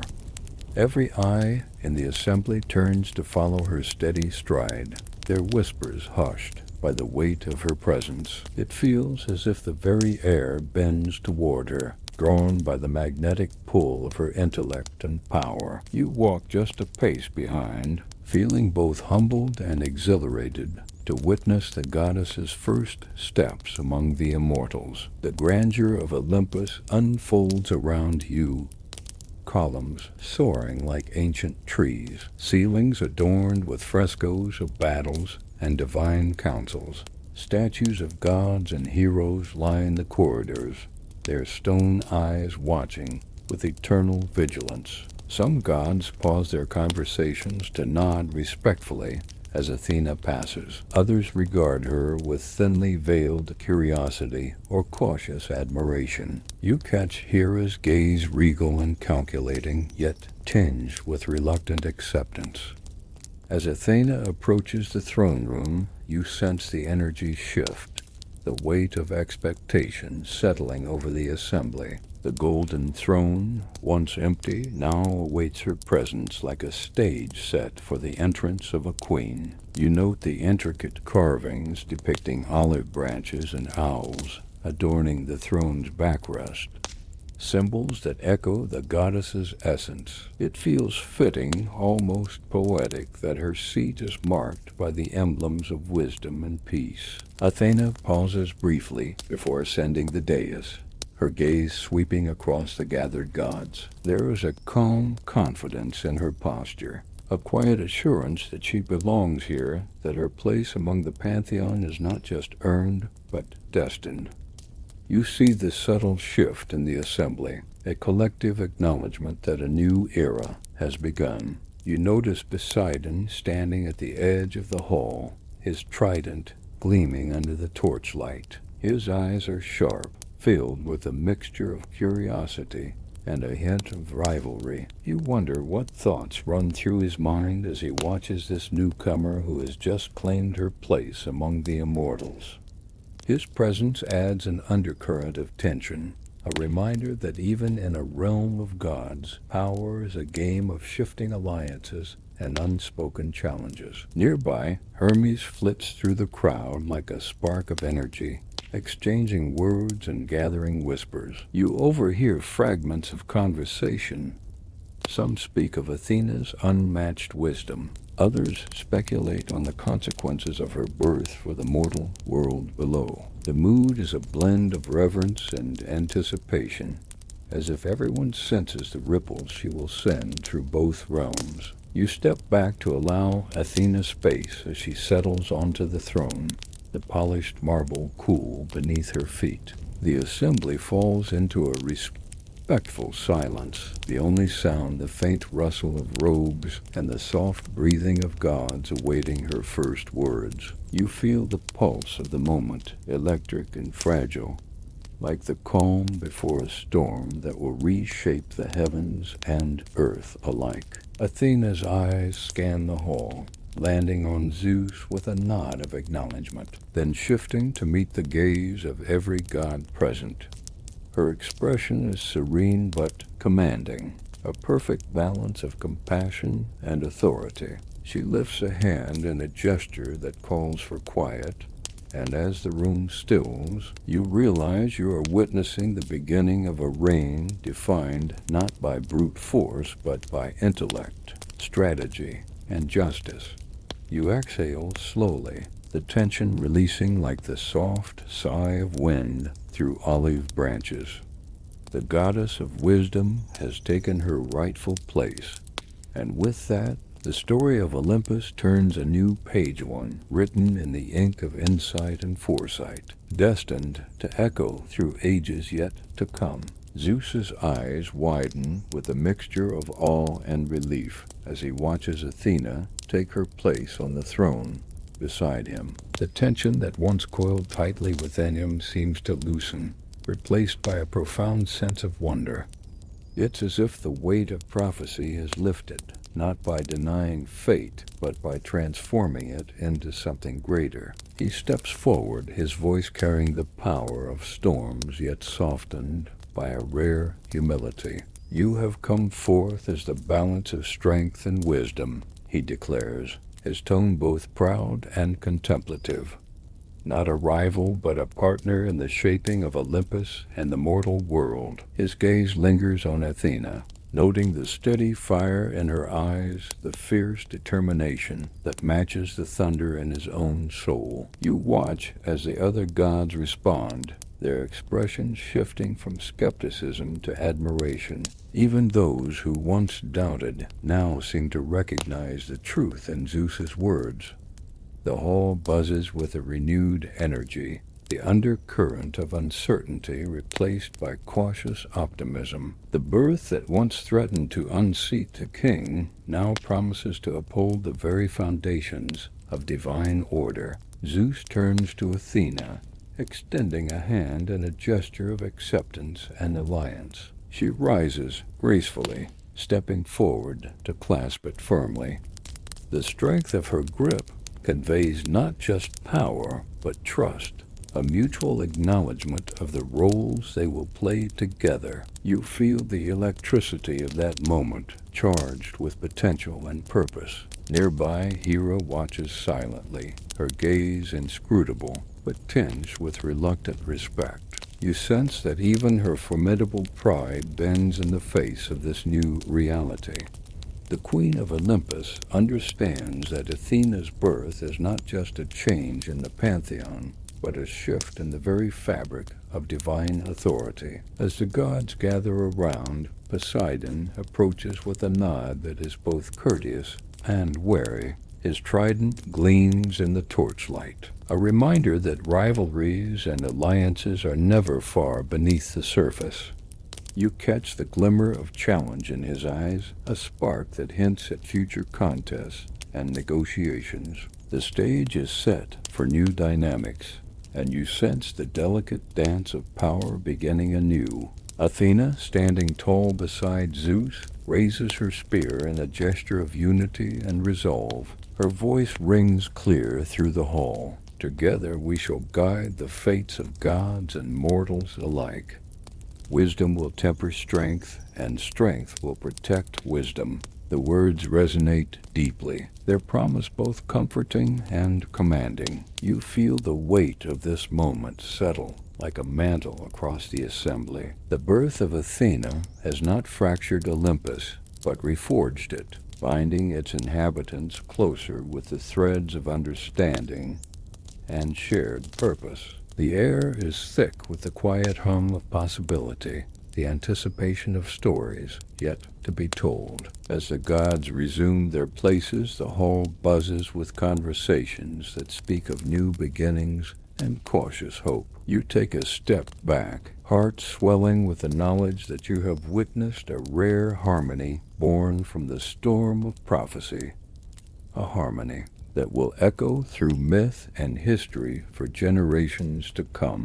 The gods gather, forming a circle of light and shadow around Athena and Zeus. You feel the pulse of Olympus quicken as each deity steps forward to meet the newborn goddess, their expressions a mix of reverence, curiosity, and cautious hope. The pantheon, once fractured by prophecy and fear, now seeks to find balance in the presence of this new force. Hestia, goddess of the hearth and home, approaches first, her presence warm and grounding. She offers a simple olive branch, a gesture that symbolizes peace and stability. Athena accepts it with a nod, the delicate leaves resting lightly in her palm as a promise to nurture both hearth and wisdom. Next comes Apollo, radiant as ever, his golden lyre slung across his back. He extends a wreath of laurel, an emblem of victory and prophecy. Athena's eyes sparkle as she accepts the wreath, symbolizing a connection between insight and foresight, art and reason. You imagine the sun, God's music, weaving itself into the fabric of her wisdom, inspiring strategy through harmony. Artemis, fierce and silent, steps forward with a quiver of silver-tipped arrows. Though her demeanor is reserved, her gift carries weight, protection, and precision. Athena's smile is subtle but genuine as she receives the bow and arrows, a nod to the goddess of the hunt's recognition of the warrior spirit she carries within. Hephaestus arrives with a finely wrought shield, its surface embossed with the terrifying visage of the Gorgon Medusa. The shield radiates both protection and power, a symbol of the paradox Athena embodies: defender and conqueror, protector and strategist. You sense Hephaestus's pride in his craftsmanship, the connection between smith and warrior forged in fire and purpose. Dionysus offers a cluster of ripe grapes, a symbol of fertility and celebration. Though he revels in chaos and ecstasy, his gift acknowledges the importance of joy and renewal in the balance Athena brings. The goddess accepts with a nod, recognizing that wisdom includes understanding the unpredictable nature of life. Even Ares, god of war and conflict, approaches with a guarded respect. He places a spear beside Athena, a token of challenge and acknowledgement. His eyes flash with the promise of rivalry, but also with recognition that strength without strategy is folly. Athena's gaze meets his with steady confidence, signaling a future where war is guided by wisdom, not recklessness. Each god's gift becomes a thread woven into the tapestry of Athena's identity, a mosaic of divine attributes that together form the essence of her being. You watch as the assembly grows quiet, the weight of these offerings settling over the hall like a benediction. Athena turns to the pantheon, her voice calm but resolute. I carry your gifts not as trophies, but as tools. Together, we shape the fate of gods and mortals alike. The words ripple through the assembly, a call to unity and shared purpose. You feel the energy in the room shift, a subtle but profound change in the dynamics of Olympus. The gods, once divided by fear and uncertainty, now stand as one bound by the promise of wisdom and strength united. The birth of Athena has not only fulfilled prophecy, but has forged a new path forward. As the assembly disperses, you linger a moment to take in the scene. Gifts laid before the throne gleam in the torchlight, each one a testament to the complex legacy Athena will carry. You step away, heart steady and mind alight with the possibilities that lie ahead in this new age of gods and mortals intertwined. Poseidon stands apart, his eyes narrowing as he observes Athena from across the great hall. His trident, forged from the deep seas, catches the torchlight and glints sharply, a reminder of the power he wields beneath the waves. There's a ripple of tension in the air whenever he moves, like the gathering of a storm on a distant horizon. You sense his mind turning, weighing the presence of this new goddess who claims a place at Olympus's heart. As he steps forward, the room holds its breath. Poseidon's expression is inscrutable, a blend of curiosity, caution, and something like grudging respect. He speaks with a voice that carries the weight of crashing waves and ancient tides. Athena, daughter of Zeus, born from the mind's forge, you claim a seat beside us all. Yet how will you rule where the earth shakes and seas rage? But I bring wisdom to balance their fury, she replies, her voice calm but firm. Strength without guidance is destruction. I offer counsel, to temper the tempest, but I command the tides, the horses, and the storms. What will you offer in this contest of influence? Let the people choose which boon they value most, the kind that speaks of challenge accepted and battles yet to come. Then let the contest begin, he declares, raising his trident with authority. May the mortals judge wisely, and may the gods witness their choice. A silent promise that she will meet any challenge with the full measure of her wisdom and strength.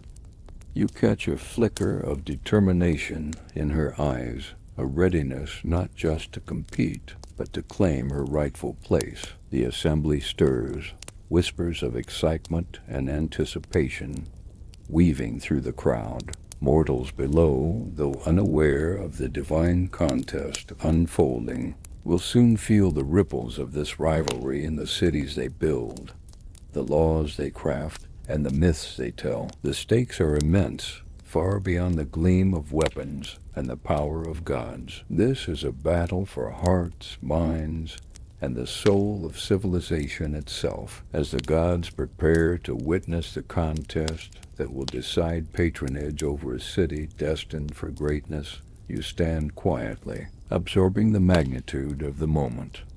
The birth of Athena was only the beginning.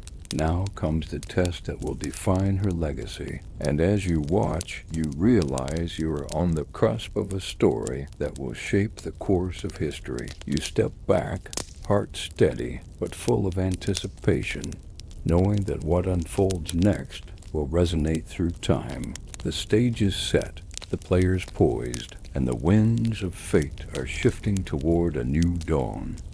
The contest between Athena and Poseidon is about to begin. Hera's gaze lingers on Athena with a mixture of caution and intrigue, her regal bearing unshaken even as she contemplates the arrival of this new goddess. You notice the subtle tightening of her jaw, a sign that beneath her composed exterior a complex swirl of emotions churns. Hera is no stranger to rivalry, having long held a position of power and influence as Queen of Olympus. The birth of Athena introduces a shift in the balance, a fresh current flowing through the divine court. She steps forward gracefully, the hem of her robe whispering against the marble floor. The assembly hushes in response, aware that the queen's presence commands respect and attention. Hera's voice is clear, measured, yet carries an unmistakable edge.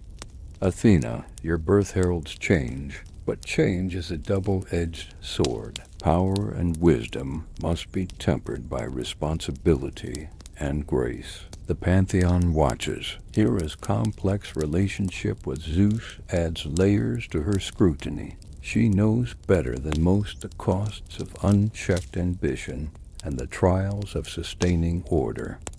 Her eyes briefly flick to Zeus, then back to Athena, as if weighing the past against the future. Athena meets Hera's gaze without flinching, her posture steady, her voice respectful but firm. Queen Hera, I seek not to unsettle Olympus, but to uphold its strength through wisdom. Power without insight breeds chaos. I offer balance. There's a quiet conviction in her tone that resonates with the gods assembled. A subtle shift ripples through the crowd as Hera nods slightly, acknowledging Athena's resolve. The queen's expression softens just a fraction, revealing the layers of thought beneath her stately exterior. You realize that Hera's watchful eye is not merely one of caution, but of protector of tradition and the fragile harmony of divine order. Nearby, you catch the glimmer of a faint smile from Demeter, goddess of the harvest, who steps forward with a gentle offering, a sheaf of wheat symbolizing nourishment and growth. Her gesture adds a note of hope, a reminder that new life and change are woven into the cycles of nature and fate alike. The gods murmur softly among themselves, the tension easing as conversations turn toward collaboration rather than conflict. You feel the undercurrent of shifting alliances, the subtle dance of power and influence that defines Olympus. Hera's role as queen ensures that the birth of Athena is not just a divine event, but a moment that will be integrated into the very fabric of celestial governance. You watch as Hera returns to her seat, regal and composed once more, her presence a steadying force in the midst of change. The pantheon seems to draw strength from her example, finding in her caution a necessary balance to Athena's bold emergence. As the assembly moves forward, you reflect on the intricate dynamics at play, how Athena's arrival has stirred currents beneath the surface, inviting both challenge and cooperation. The goddess's path will be shaped not only by her own wisdom, but by the watchful eyes and guiding hands of those around her. You take a breath, feeling the weight and promise of this new chapter in the divine saga. Hera's subtle yet powerful presence reminds you that even gods must navigate the complexities of change with care, and that the true test of wisdom lies in the ability to balance ambition with humility. The scene shifts as conversations rise and fall like the ebb and flow of a tide, carrying with them the hopes and fears of Olympus itself. You step back quietly, knowing that the story of Athena and her place among the gods is still unfolding, layered, complex, and rich with possibility. And as you leave the hall, the echoes of Hera's words linger in your mind, a reminder that the birth of a goddess is never just a beginning, but a weaving of destinies bound by both power and prudence. The gods gather closer, each stepping forward to offer a gift to Athena, weaving a tapestry of divine blessings that will become part of her enduring legacy. You watch as each deity approaches in turn, their offerings symbolizing unique aspects of power, wisdom, and favor. It's a ceremonial moment, rich with meaning and layered with the weight of tradition. First comes Hermes, fleet-footed messenger of the gods. In his hand gleams a small, intricate helmet fashioned from the finest celestial bronze. He places it gently before Athena, a symbol of swiftness and cunning attributes vital for the strategist who will guide warriors and statesmen alike. His smile is quick and knowing, a spark of mischief softened by respect. Next, Aphrodite steps forward, her presence radiant and warm. She offers a delicate wreath of myrtle and roses, the flowers emblematic of beauty, love, and charm. Athena accepts the gift with grace, acknowledging the softer powers that complement her fierce intellect and martial skill. You sense that even the goddess of war respects the influence of allure and diplomacy in the art of leadership. The forge god Hephaestus approaches with a gift forged in the fires of Olympus, a finely wrought shield, emblazoned with the head of the Gorgon Medusa. The shield radiates protection and intimidation, a powerful tool in Athena's arsenal. His eyes reflect a deep pride in his craftsmanship, a silent testimony to the fusion of art and war that defines Athena's essence. Demeter, goddess of the harvest, brings a sheaf of golden wheat, symbolizing fertility, sustenance, and the nurturing of life. Her gift reminds you that Athena's wisdom will extend beyond the battlefield to the growth and prosperity of mortal societies. The warmth in Demeter's eyes conveys hope for a future where knowledge and growth go hand in hand. Ares, god of war, approaches with a spear tipped in gleaming iron, its edge sharp and ready for battle. His presence is imposing, his gaze fierce yet tinged with respect. The spear is a challenge and an acknowledgement of Athena's martial prowess, signaling a grudging acceptance of her place among the gods of conflict and strategy.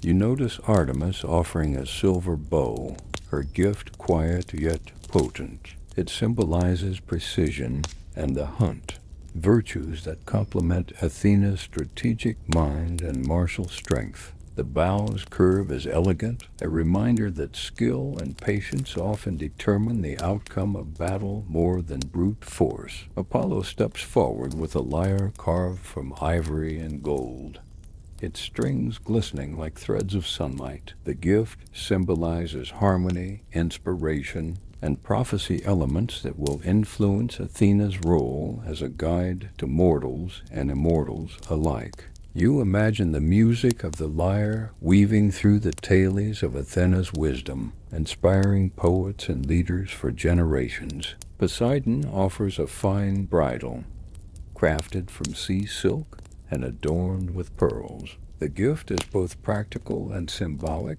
representing control over horses, creatures associated with power and mobility. The gesture carries a hint of rivalry, but also recognition of Athena's expanding influence. Finally, Zeus himself steps forward with a gleaming spear, its shaft etched with lightning motifs. His gift is the ultimate endorsement of Athena's power and authority, a sign that the prophecy has not only been fulfilled, but embraced. You feel the charged energy emanating from the spear, a symbol of divine favor and unshakable status. As the gifts are laid before Athena, the hall fills with a sense of solemnity and hope. Each offering represents a facet of the goddess's complex identity, a blend of intellect, strength, beauty, and protection. Together they form a mosaic of divine power that will guide her through the challenges ahead. Athena surveys the gifts, her expression thoughtful and resolute. She steps forward, accepting each token with reverence and understanding. You sense that she sees beyond their material value, recognizing the responsibilities and alliances they represent. The gods watch in silence, the weight of the moment settling over them like a mantle.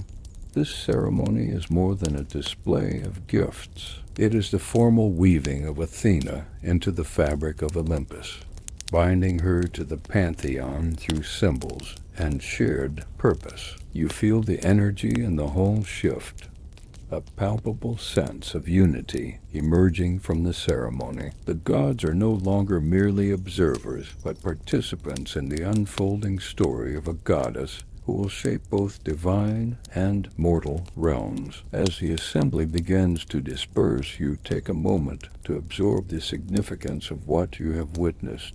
The gifts offered to Athena are not just tokens, but foundations, each one a building block in the legacy of wisdom and power she will leave behind. You step back quietly, your heart steady and mind alight with the promise of the journey still to come. The birth of Athena has set the stage for an era defined by balance, strategy, and the enduring interplay of strength and insight. And as you move away, you carry with you the echoes of this divine blessing, a reminder that even among gods, greatness is forged through connection and shared destiny. Athena's voice cuts through the quiet of Olympus for the first time, clear and resonant, carrying the weight of a wisdom forged in the fires of her unique birth. The gods turn their attention fully to her, the anticipation palpable in the charged air.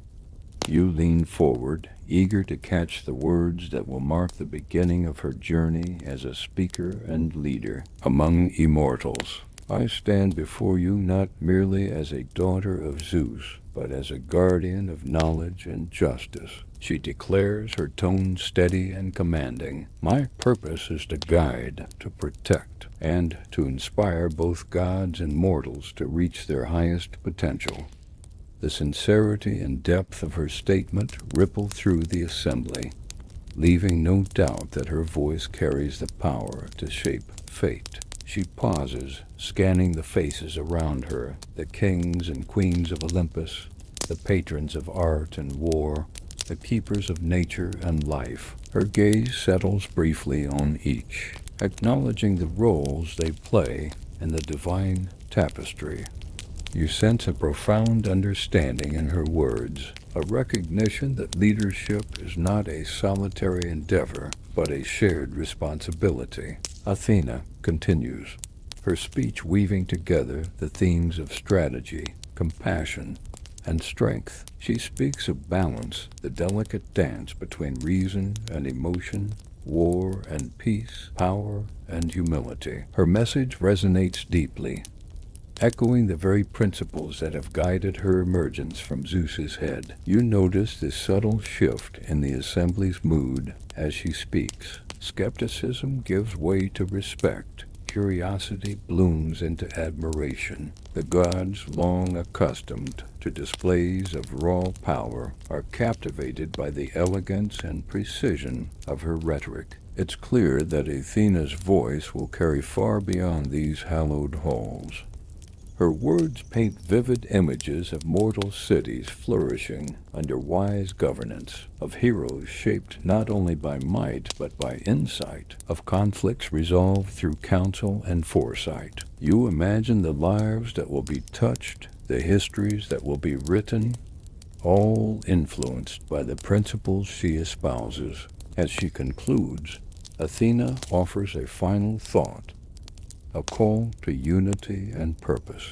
Let us work together, gods and mortals alike, to build a world where wisdom guides action and strength protects the vulnerable. In this we find our highest honor and truest legacy. The assembly responds with a murmured chorus of assent, the seeds of collaboration taking root. You feel the gravity of her first words settle within you, a beacon lighting the path ahead. Athena has spoken, not as a novice, but as a goddess already steeped in the art of leadership and vision.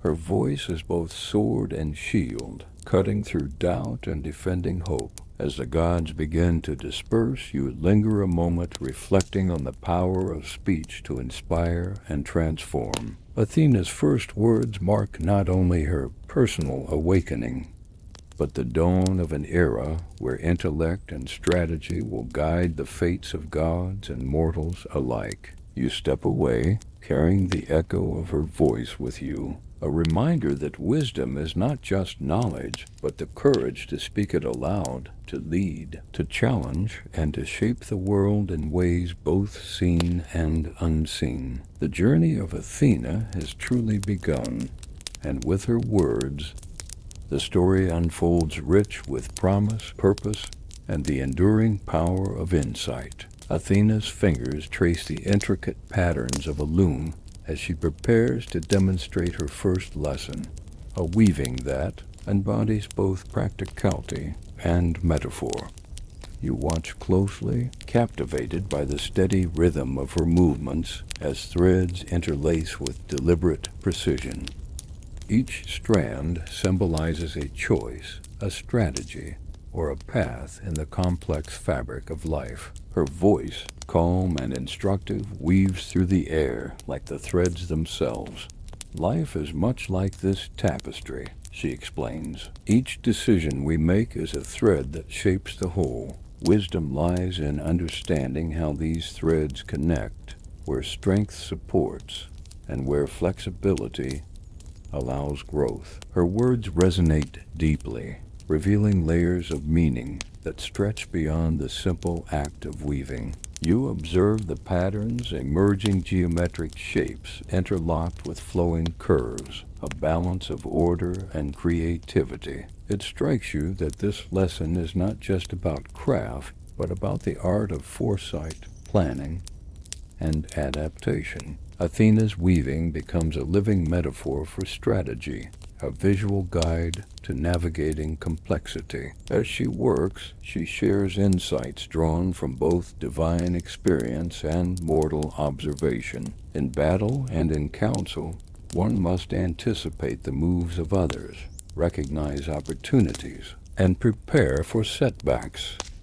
The tapestry is never finished, always evolving with new threads added and old ones reforged. Her analogy feels both timeless and immediate, bridging the gap between gods and mortals. You feel a quiet thrill as she invites you to try, guiding your hands to select and intertwine the threads. The act is meditative, demanding focus and intention. As you participate, you begin to understand the deeper truth. Athena imparts wisdom is active, not passive. It requires engagement and patience. Around you, the atmosphere shifts. The lesson becomes a shared experience, a moment where divine and mortal worlds touch through craft and counsel. You notice nods of approval from the gathered gods, their expressions softened by appreciation for Athena's ability to teach through example and symbolism. Athena pauses her weaving to point out a subtle flaw and uneven tension in the threads that could unravel the pattern if left unchecked.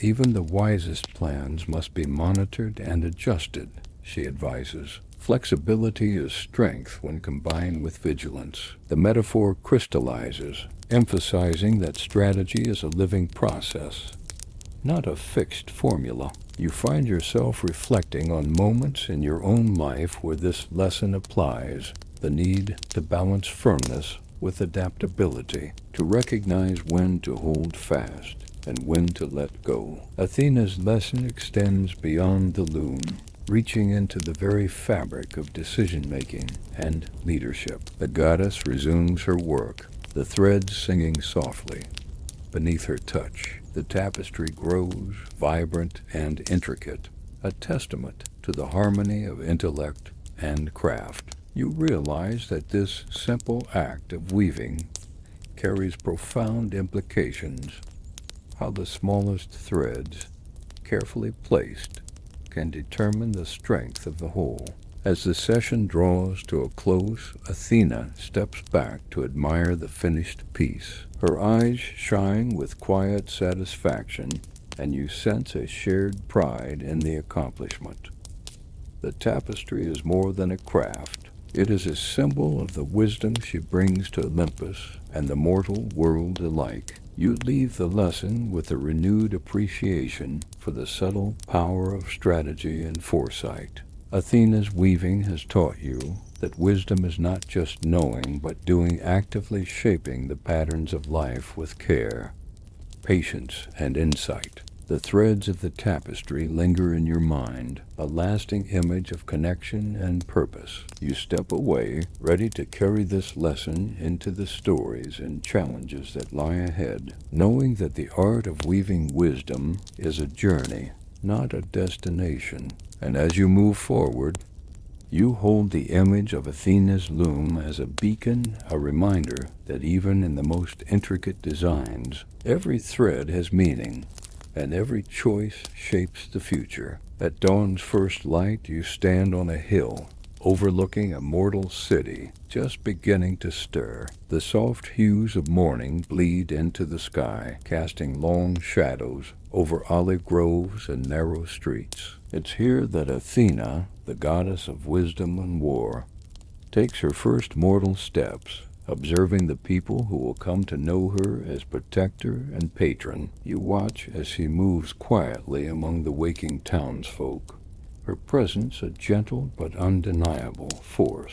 Children playing in the square glance up with wide eyes, sensing the power and calm radiating from her. Farmers tending fields pause to cross themselves, whispering prayers for favor and protection. Traders arrange their stalls, their goods bathed in the soft golden light that seems to emanate from Athena herself. Her gaze is steady, taking in the rhythms of mortal life, the ebb and flow of labor and leisure, conflict and cooperation. She notes the weary faces of those burdened by toil and the hopeful smiles of those dreaming of better days. There is a palpable hunger for guidance and wisdom, a yearning that Athena understands deeply.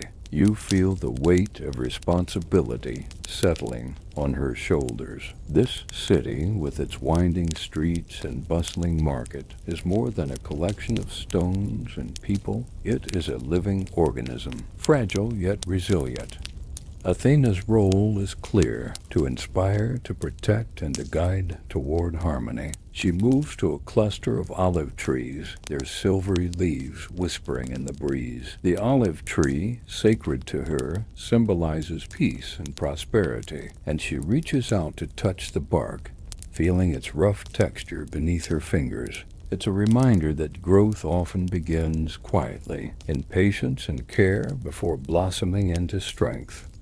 Nearby, a blacksmith hammers rhythmically, sparks flying from his anvil. Athena watches, appreciating the blend of skill and sweat that shapes the tools of both war and peace. She understands the duality of her influence. She is both strategist and warrior, creator and defender. The goddess pauses by a small temple, where a priestess offers incense and prayers. Athena kneels briefly, joining in silent reverence.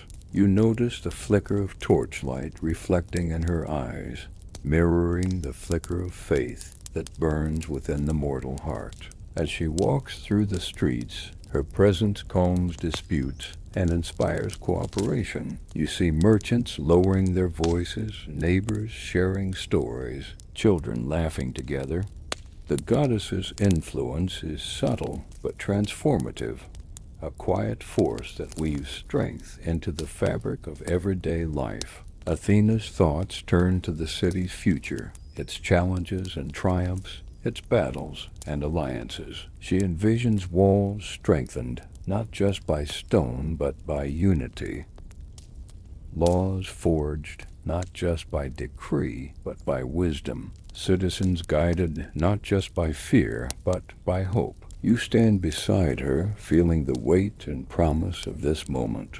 The dawn of a new day mirrors the dawn of a new era, one shaped by a goddess who walks among mortals with purpose and grace. Her first encounter with humanity is a bridge between worlds, a beginning that will ripple through time. As the sun rises higher, bathing the city in warm light, you sense the quiet power of Athena's presence. She is both guardian and guide, a beacon in the shifting tides of mortal life. And as you watch, you realize that this is only the start of a journey that will span generations. You take a deep breath, the scent of olive blossoms and earth filling your lungs. The city awakens fully now, its pulse quickening in the goddess's steady company. The story of Athena's mortal encounter is woven into the dawn, a living testament to the enduring bond between divine wisdom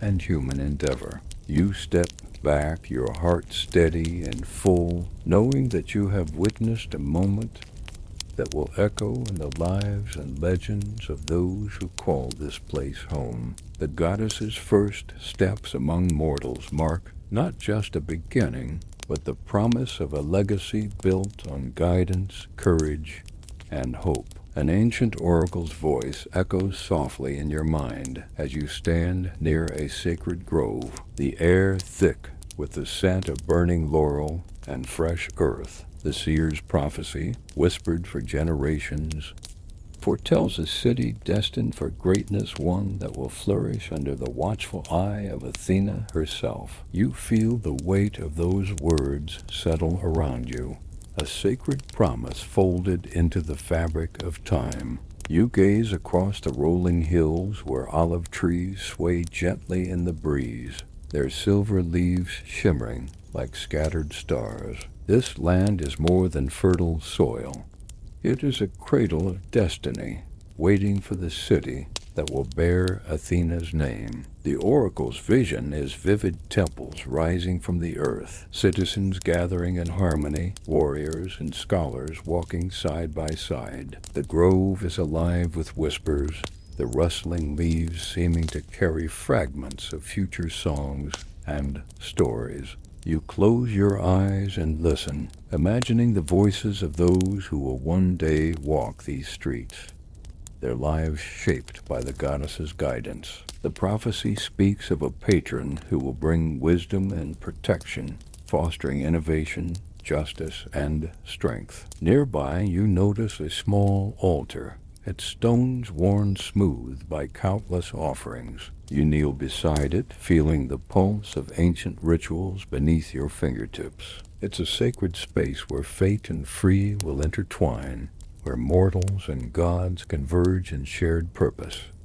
You sense the gravity of the moment, a convergence of past, present, and future. As you rise, the sunlight filters through the canopy, casting dappled patterns on the ground. You think of the countless generations who will look to this prophecy as a guiding light, their hopes and dreams woven into its fabric. The city that will rise here is more than a place. It is an idea, a beacon of civilization forged by divine favor and mortal endeavor. You reflect on the balance Athena embodies, the fusion of intellect and strength, peace and war, strategy and compassion. Her patronage will not be passive. It will demand vigilance and courage, innovation and resilience. The city will mirror these qualities, its people shaped by the goddess's enduring presence. A breeze stirs the leaves, carrying the distant sound of voices' prayers, songs, and celebrations yet to come. You imagine festivals honoring Athena, where olive branches are woven into crowns and songs recount her wisdom and valor. The city will become a living testament to the goddess's influence, its walls and streets echoing with stories of triumph and struggle. You take a deep breath, the air rich with promise and possibility. The prophecy is not merely a prediction, but a call to action, an invitation to participate in the unfolding saga of gods and mortals. You feel a quiet excitement, knowing that you stand at the threshold of a new chapter in this timeless story. As you turn from the grove, the vision lingers bright and clear, a map etched in light. The oracle's words guide your steps, a reminder that destiny is both gift and responsibility. The city of Athena awaits, its future intertwined with the goddess who was born from thunder and wisdom. You walk forward with purpose, carrying the weight of prophecy in your heart. The path ahead is unknown, yet illuminated by the steady flame of hope. And as the sun climbs higher, you know that the story of Athena's patronage is just beginning, a tale that will shape the destiny of gods and mortals for ages to come. The contest for patronage of the new city begins with an air of solemnity and fierce anticipation. You stand among the assembly of gods and mortals alike, feeling the weight of their gaze as Athena and Poseidon prepare to present their offerings. The tension is thick, a palpable energy that hums beneath the surface, charged with divine will and mortal hope. Poseidon, god of the seas, steps forward first. His eyes gleam with the power of the ocean's depths, and his trident, forged from primordial waves, gleams sharply in the sunlight. With a commanding gesture, he strikes the ground, and instantly water bursts forth, a powerful spring that gushes with fresh, sparkling vitality. The crowd gasps, marveling at the life-giving water that promises abundance and strength. Athena watches calmly, her expression steady and confident. When her turn comes, she places her hand gently on the earth. The ground responds, and from the soil sprouts a sturdy olive tree, its branches heavy with ripening fruit and silvery leaves that shimmer in the light. The olive tree is a symbol of peace, prosperity, and endurance, qualities that Athena wishes to bestow upon the city and its people. The gods and mortals consider the gifts carefully. Poseidon's spring offers immediate sustenance and power, a force to be reckoned with, but one that can also bring storms and unpredictability. Athena's olive tree, though quieter in its arrival, promises long-term prosperity, nourishment, and peace. The symbolism is clear.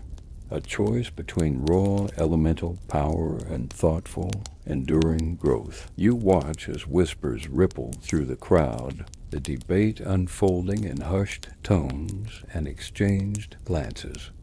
Some favor the bold display of Poseidon's might, while others are drawn to the quiet strength and potential of Athena's gift. The gods themselves seem divided, their expressions reflecting the complexity of the decision. Athena's owl glides overhead, its steady flight a reminder of vigilance and wisdom. You feel the silent reassurance of the bird's presence, a symbol that wisdom often works behind the scenes, shaping outcomes through patience and insight rather than spectacle. The assembly looks to the mortal leaders, whose voices carry the weight of their people's hopes and fears. They deliberate with care, knowing that this choice will define their city's character and future. The tension mounts as the moment of decision approaches. Finally, the judges declare Athena the winner, naming her patron of the city. The crowd erupts in cheers, and the olive tree becomes a sacred symbol, its branches weaving into the fabric of the city's identity. Poseidon accepts the verdict with grace, though you sense the embers of rivalry still burning in his gaze. Athena steps forward to embrace her new role, her presence radiating a quiet strength and resolute determination. The city will bear her name, and under her guidance it will grow into a beacon of wisdom, justice, and prosperity. You feel the thrill of witnessing this pivotal moment, the birth of a legacy that will resonate through history. The contest is more than a battle of gifts. It is a defining moment that shapes the destiny of gods and mortals alike.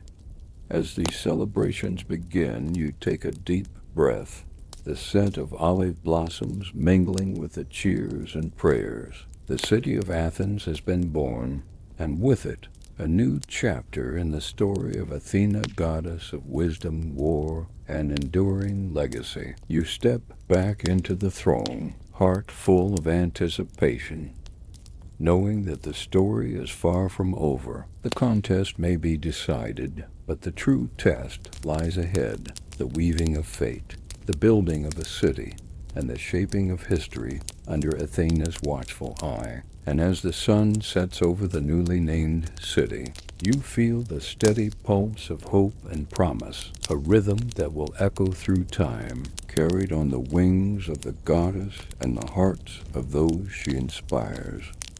The olive tree, Athena's sacred gift, takes root deeply in the fertile soil of the newly named city. You find yourself wandering among the groves, the air fragrant with the subtle scent of leaves and fruit. The trees stand tall and proud, their silvery foliage shimmering in the sunlight like a sea of stars caught in an eternal breeze. They are more than mere plants. They are living symbols of peace, prosperity, and the goddess's enduring presence. You watch as city dwellers gather beneath the branches, their faces lifted in reverence and gratitude. Farmers carefully tend the groves, understanding that the olive tree provides more than shade. It offers oil, food, and the promise of economic stability. The fruit of these trees will become a cornerstone of trade and daily life, weaving Athena's influence into the very fabric of the city. Merchants prepare barrels of olive oil for export, their voices lively with anticipation. You imagine the bustling marketplaces, the scent of fresh olives mingling with the aromas of spices and baked bread. The olive tree's gift is not merely symbolic. It sustains life and fuels prosperity, embodying Athena's vision of balanced strength. You notice children playing beneath the trees, their laughter ringing through the air like a melody of hope. Elders sit on stone benches nearby, sharing stories of the goddess's wisdom and the city's founding. The olive tree becomes a gathering place, a sanctuary where generations connect and celebrate. Athena herself walks among the groves, her presence a quiet blessing. She pauses to touch the rough bark of a tree, her fingers tracing the patterns etched by time and growth. Her eyes reflect both pride and a deep sense of responsibility. This is more than a city. It is a living testament to her guidance and care. The city's artisans incorporate olive motifs into their crafts. Pottery, textiles, and jewelry bear the delicate leaves and fruit. You see frescoes depicting Athena alongside olive trees, their branches entwined in an eternal embrace. The goddess's gift inspires creativity as well as sustenance, enriching the cultural life of the city. You watch as priests prepare rituals to honor Athena, offering olive oil in sacred ceremonies. The rituals are both thanksgiving and plea for continued protection, wisdom, and prosperity. The olive tree's presence infuses these ceremonies with profound meaning, linking mortal devotion to divine favor. The grove itself seems to pulse with energy, a quiet force that radiates strength and peace. You feel the connection between the earth and sky, between mortal hands and divine blessings. The olive tree embodies the harmony Athena brings, a balance of nurture and resilience. As the sun sets, casting golden light over the leaves, you reflect on the city's transformation. From contested ground to a beacon of hope, the olive tree stands as a symbol of what is possible when wisdom and strength unite. The city is no longer just a place. It is a living legacy of Athena's gift. You step away from the grove with a sense of fulfillment and anticipation. The olive tree's branches will shelter the city through seasons of challenge and change. Its fruit will nourish both body and spirit, a constant reminder of the goddess's enduring watchfulness. And as night falls, you carry with you the quiet strength of the olive tree, a promise that peace and prosperity, born from wisdom and care, will continue to grow in the heart of Athens. The city of Athens rises from the earth like a promise fulfilled, its marble temples and bustling agora a testament to the divine favor bestowed by Athena. You stroll through its winding streets, feeling the pulse of life that beats at the heart of this burgeoning metropolis. The architecture is a harmonious blend of strength and elegance, reflecting the goddess's influence in every stone and column. The Parthenon stands tall atop the Acropolis, its grand silhouette outlined against the sky. You gaze upon its towering Doric columns and intricate friezes, each carved with scenes of myth and history. The temple is more than a structure. It is a sanctuary dedicated to Athena, a place where mortals can commune with the goddess who watches over them. You sense the reverence that fills the air, thick as the scent of incense rising in prayer. Market stalls buzz with activity as merchants hawk goods from across the Mediterranean. You see artisans crafting pottery adorned with olive motifs, their hands skilled and steady. The citizens of Athens move with purpose and pride, their lives intertwined with the goddess's legacy. You overhear conversations about law, philosophy, and strategy, disciplines nurtured under Athena's guiding light. The city's leaders convene in the agora, debating matters of governance and justice. Their words carry the weight of responsibility, their decisions shaped by the wisdom that Athena inspires. You imagine the countless assemblies held here, where ideas clash and consensus forms, shaping the destiny of Athens and beyond. Children play in the shadow of statues honoring Athena, their laughter ringing through the plazas. They are the future young minds destined to inherit the legacy of a city built on balance, courage, and intellect. You watch a young girl weave a crown of olive branches, her eyes bright with admiration and hope. Temples to other gods stand alongside Athena's, a testament to the city's diverse beliefs and the delicate harmony of its pantheon. You notice offerings laid at each altar, prayers whispered in many tongues. The gods' once distant figures now feel close present in the daily rhythms of the city. The artists and poets of Athens find endless inspiration in the goddess's story.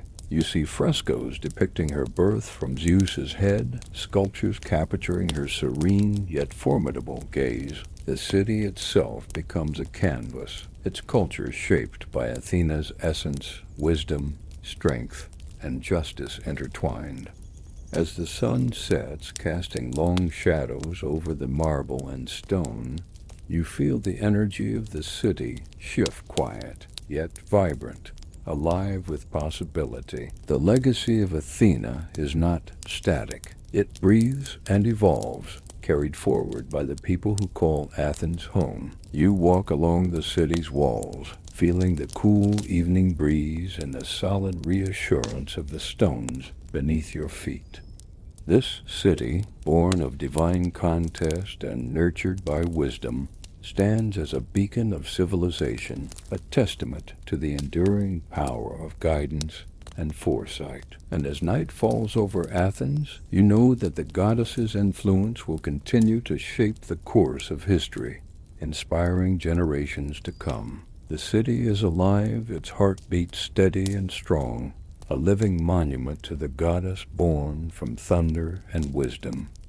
You step back, your heart full, ready to witness the stories yet to unfold beneath the watchful eyes of Athena. The city of Athens stands tall, a symbol of hope, strength, and the unbreakable bond between gods and mortals. As the years unfold, the legacy of Athena grows beyond the marble walls of Athens, weaving itself into the very soul of myth and mortal endeavor. You stand once more on the edge of Olympus, gazing down upon the world below, where stories of the warrior goddess ripple through time. Her influence extends far beyond battles won or cities founded. It shapes the arts, the sciences, and the very ideals by which societies strive. You think of the philosophers who walk Athens' streets, their minds ignited by the light of reason and inquiry that Athena kindled. The seeds of democracy, justice, and strategy find fertile ground here, nourished by the goddess's enduring presence. Her wisdom becomes a guiding star, inspiring minds to question, to innovate, and to seek balance in all things. The warrior spirit she embodies is not one of reckless aggression, but of disciplined courage. You see visions of generals consulting her counsel before battle, warriors honoring her with offerings and prayers, knowing that true strength is measured by clarity of mind as much as by force. The owl, her silent sentinel, continues to watch, a symbol of vigilance and insight that transcends ages. Artists capture her image in sculpture and vase painting, immortalizing her serene yet formidable visage. Poets recount her tales, weaving her story into the fabric of cultural memory. Each depiction adds a layer to her legend, ensuring that her essence endures in the hearts and minds of all who revere wisdom and strength. You observe the subtle ways her influence touches daily life. The craftspeople who invoke her blessing in their work, the judges who seek her guidance and fairness, the mothers who teach their children stories of her courage and intellect. Athena's presence is woven into the tapestry of civilization, a thread of light guiding humanity through darkness and doubt. The city of Athens itself stands as a monument to her power and grace. Its temples, agora, and public spaces echo with her name and spirit, a living testament to the goddess who once emerged from thunder and thought. You feel the pulse of the city's heartbeat, steady and strong, a reflection of Athena's enduring watchfulness. You consider the paradox she embodies, the union of war and wisdom, strategy and compassion, strength and subtlety. This balance is the essence of her legacy, a lesson that continues to resonate through the ages. Her birth was not merely a moment of divine spectacle. but a catalyst for an enduring ideal. As the sun sets behind Olympus, casting long shadows over the world, you feel a profound peace settle over you. The story of Athena, born from the Storm King's head, is a story of transformation, of power harnessed by insight, and of destiny fulfilled through courage and intellect. You take a final, deep breath, letting the calm wash over you like a gentle tide. The goddess's legacy is a beacon, a guiding light for all who seek to navigate the complexities of life with wisdom and strength. And as you turn away from the mountain top, you carry with you the quiet assurance that her story will continue ever unfolding, ever inspiring. The birth of Athena is more than myth. It is an eternal echo in the soul of humanity, a reminder that even amidst chaos, wisdom can rise armored and radiant to lead the way.